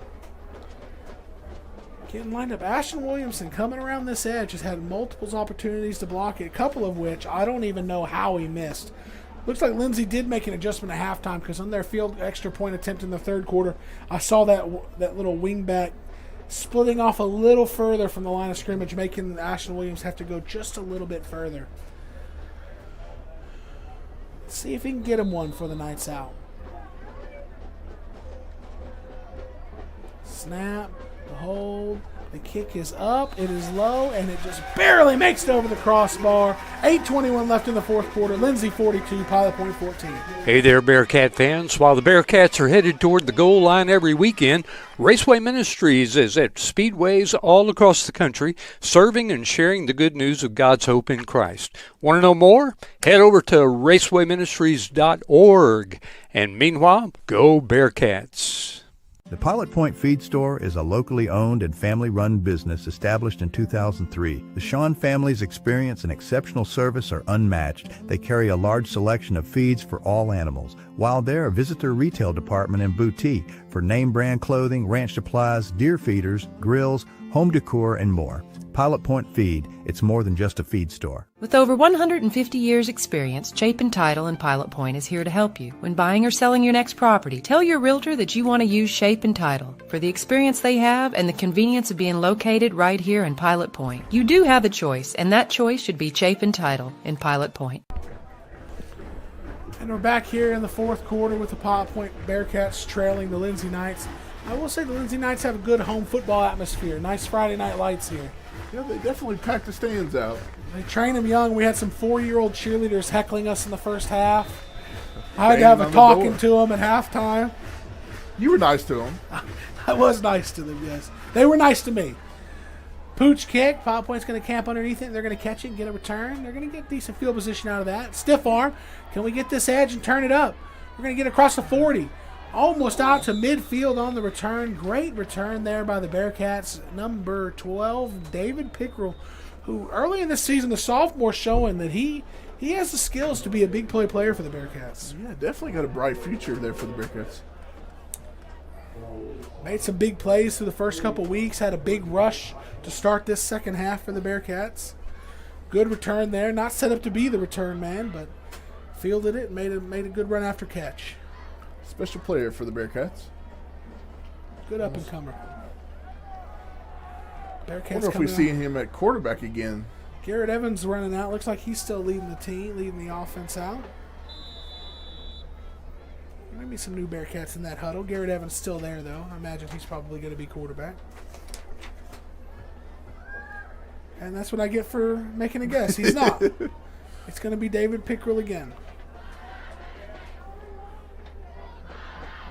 Snap and immediate. Well, that's the thing about a package like that.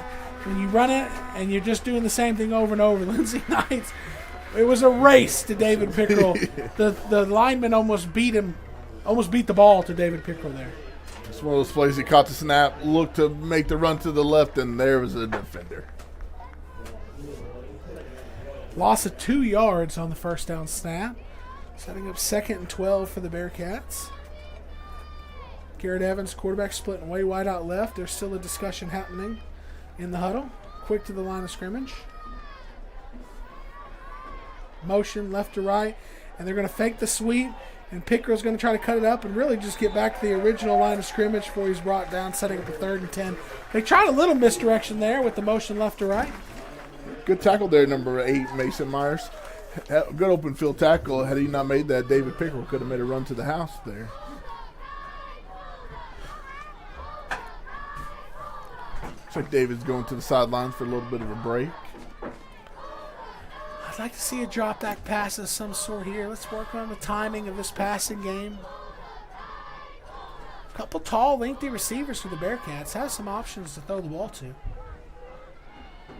they're going to throw a quick out. Luke Connors is going to make the catch, sidestep up before he's driven to the ground pretty aggressively there. Great tackle. Luke Connors makes the catch, takes the hit, and Luke Connors is getting up a little slow, but he looks like he's getting up, but it's going to be about a 4-yard gain. Let's see if they stop the play.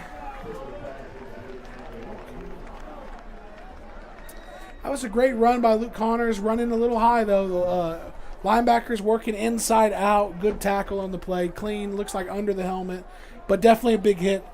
Yeah, it's got to be tough when you're a tall, lengthy kid like that.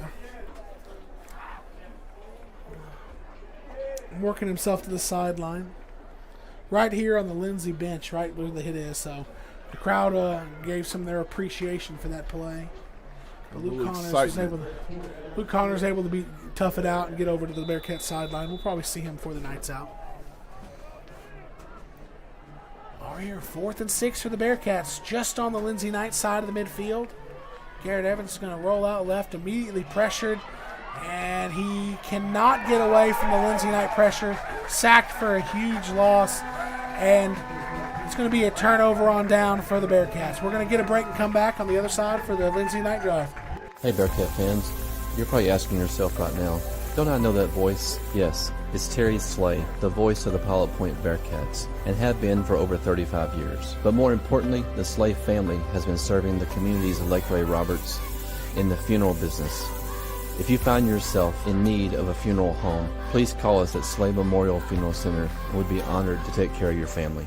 Do you need a maintenance check or emergency repair on a heating and cooling unit? Power Air can handle all of your heating, cooling, and ventilation needs. Power Air will work with you to find an HVAC solution that fits your needs by providing a full consultation so you can choose the system that's right for you, your home, and your business. Call today at 817.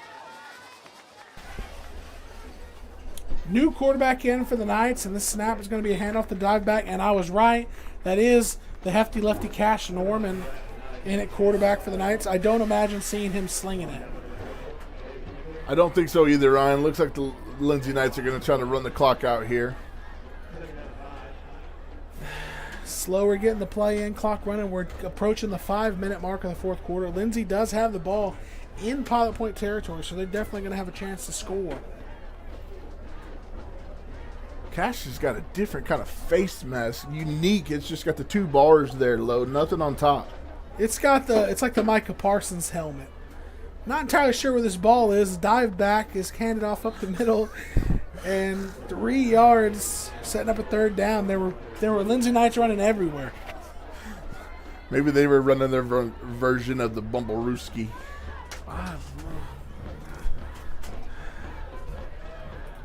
Setting up a third down. Lindsay running the clock here. Ball at the Bearcat 32-yard line. 3rd and 3.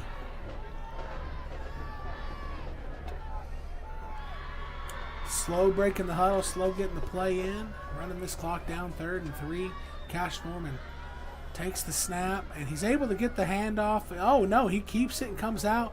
It was poor timing on the play, and this is exactly what we didn't want to see. Cash Norman carrying 7 defensive players to tackle him after a botched snap and a bad handoff, and Cash Norman just puts a few guys on his back and carries him across. It's definitely got a stout frame there on the lower half. It's a little harder to bring down for the Bearcats.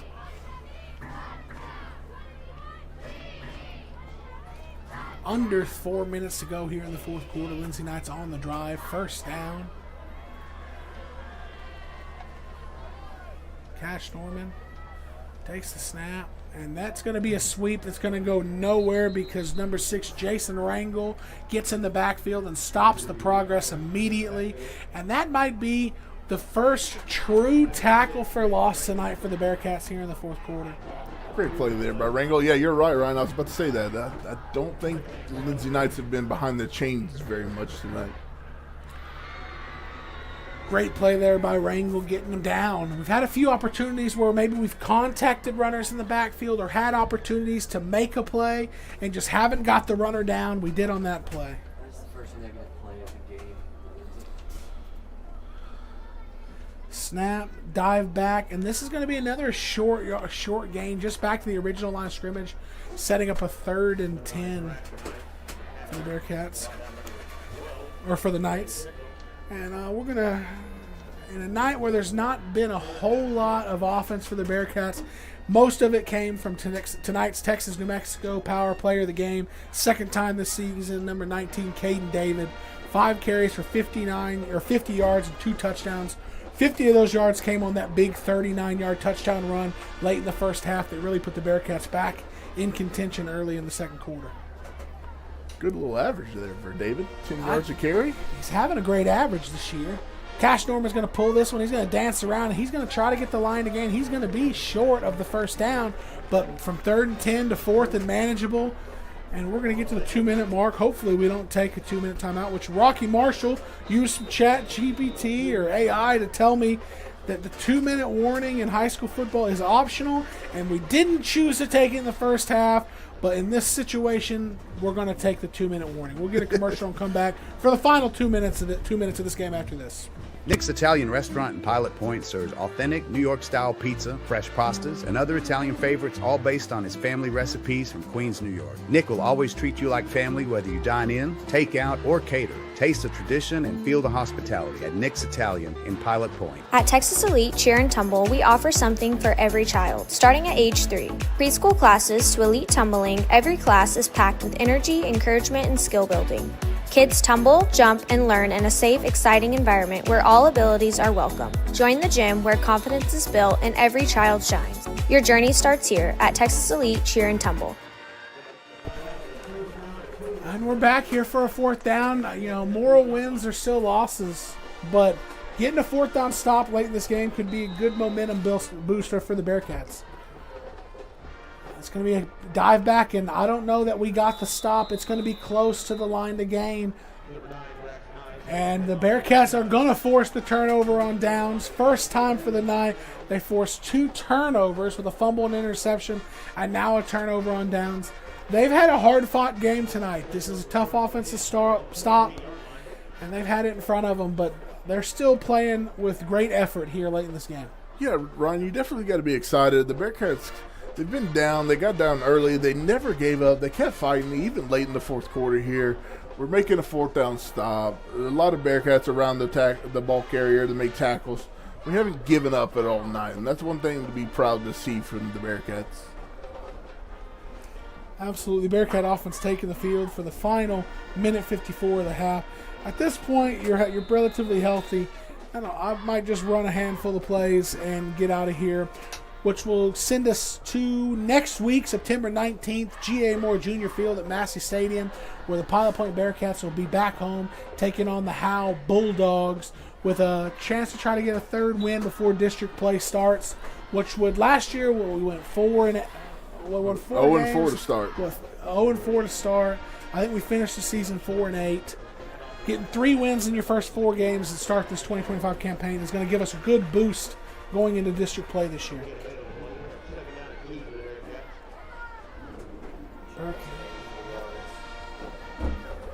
We get a pitch left for the Bearcats, trying to find some room. Chumley breaks the tackle, and he was at 84 yards going into that tackle. That's going to put him over the century mark again. Tough run in there, Ryan. Growing his average. That was a great carry there. I believe that's number 8, Josh Chumley. It is. Big gain there on that play. And that's, like I said, we just got the word he was at 84 yards of the night, and then he breaks off a big run right there. Definitely put him over 100 yards. Had to break through a couple ankle tackles, but definitely a great run by Chumley there. Still working hard. The Bearcats were under a minute here in the fourth quarter at their own 48-yard line, 1st and 10. And it's going to be a dive up the middle. Number 10 for the Bearcats. Puts it on the turf. There's number 10, Drevion James. Hit the hole with some explosion. And luckily the Bearcats were able to get back on it for another first down. Boy, Drevion James hit that with some pop.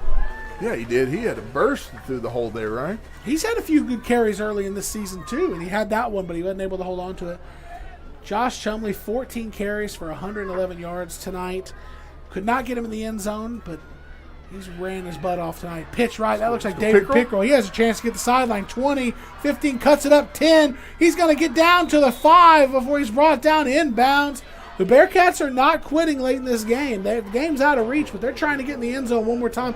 And we talked about moral victories are still losses, but getting a turnover on downs and getting in the end zone in the last minute and a half of this game would be a pretty big boost going into the matchup at home next week against Howe. And Pilot Point apparently wants to score. Coach Worrell's going to get this timeout in, get some talking in before this final 18 seconds of this one. We're going to get a break. Looking for a bank that knows your name and your town? Texas Republic Bank in Pilot Point is your local, community-first banking partner. From personal accounts to small business services, we're proud to be locally owned and fiercely independent, just like you. Come see us on Highway 377 or visit TexasRepublicBank.com. Texas Republic Bank. It's banking like it ought to be. And we're back here for the final 18 seconds. Want to shout out everybody in the chats, Facebook, and YouTube. YouTube, like and subscribe to the channel. Shout out in the chat another member of my 09 state championship team, JP, in the chat. Shout out, buddy. Good to see you in here. Hey, if you're still with us late in this game, hit the subscribe button. Go to YouTube, find us, pilotpointbearcats.com. Subscribe for the notifications. Get updated every time we go live. 18 seconds left in this one. Pilot Point trying to get in the end zone here. Evans is going to take the snap. He's going to roll out right. He's looking to throw it into the corner. And he threw it where really no one was going to catch it. And if he threw that inbounds, there had 2 Lindsay Knights there that had as good of an opportunity to bring that in as Marsh did, Michael Marsh. Definitely a new play. I hadn't seen us run that. A good little bootleg to get him out there. He had some tight ends dragging across the middle, too, in the back of the end zone, but good decision there on the throw. 2nd and goal here at the 5. I right formation, and it's going to be Chumley. Chumley's going to get the pitch up between the tackles, and he's going to barrel into the end zone, getting us into the end zone for the touchdown with 7 seconds left in the 4th quarter, and continuing his touchdown streak. Touchdowns in every game so far this year. Maybe we gave the award away too early with the big runs on this drive for Josh Chumley. Yeah. It's the 2nd time this season for us, Ryan. Decisions have to be made with enough time for production to put things together. On a strict schedule here. Well, that's going to cut the deficit down, and looks like we're going to go for 2 here, maybe, Ryan. Lots to build off of if you're the Bearcats. Turnover on downs and a touchdown in the final 2 minutes of this one. A lot to build on going into the next week's practice, going to the home game next week against Howe.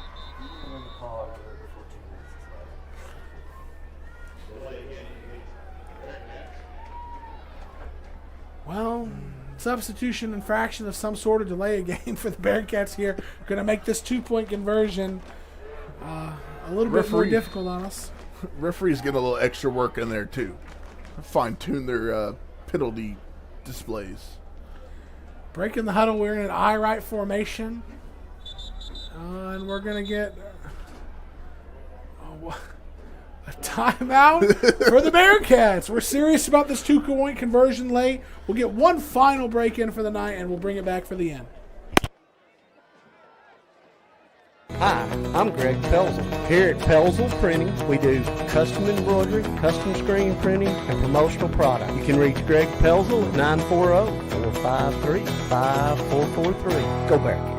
Advanced Care Veterinary Hospital in Pilot Point has served animals in the Pilot Point area for over 30 years. They offer quality, unmatched care for large and small pets, including preventative care, vaccination, flea, tick, and heartworm prevention. They also provide sick animal care, surgical, and dental needs. Good luck to the Bearcats this season from Advanced Care Veterinary Hospital in Pilot Point, where pets are family.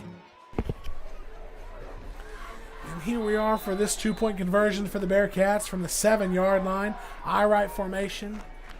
Garrett Evans is going to take the snap, and he's going to drop back, play action. He's going to throw it, and he had a man wide open, and the guy goes up and gets it. Cade Stuckley with the catch. He had the back pylon wide open, and Garrett Evans didn't quite get it to him, but he went up above the defender and brought it in for the 2-point conversion, and that brings the Bearcats to 22 points on the night.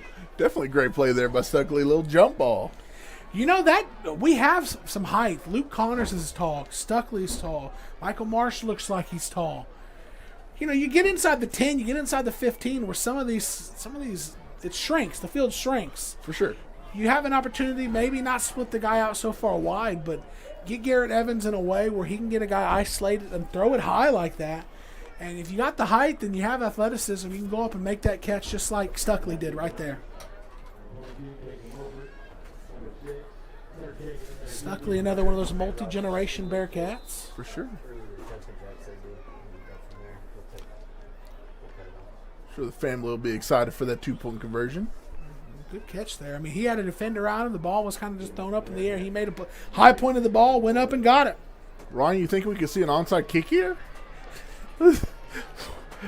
Something to work on. We haven't done it all year. Anything is possible, Lordy. Didn't make a kicking call last week. I would not rule it out with calling a timeout for a 2-point conversion with 7 seconds left, down 22. Torres has got it teed up. He's looking. Is everyone ready? And he is going to kick it high, kind of a pooch. It's going to be fair caught at the Lindsay Knight 26.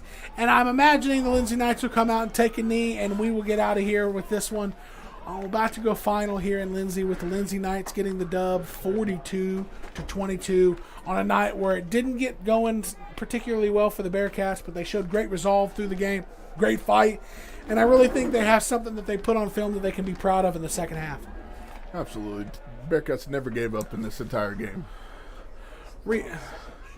Highlighting Texas New Mexico Power player of the game, Caden David. Couple touchdowns tonight. I think 50 yards on 5 carries, couple tackles. Good effort all around tonight from Caden David. And like I said, a lot to build off in the second half, Nordy, going into next week's home game against Howell. A lot of things to work on, but a lot of exciting things to see from the Bearcats too. Absolutely. Well, like we said, next Friday night, G.A. Moore Jr. Field in Pilot Point at Massey Stadium. The Bearcats will be back at home trying to rebound from this loss here tonight and get one more win going in before we start that district slate. So I want to thank everybody for listening tonight. Thank everybody in the chat. Thanks Chance Kirby. Thanks Roger Marsh up there filming for us. Thanks for all you listening, and we'll see y'all next week. Go Bearcats. Go Bearcats.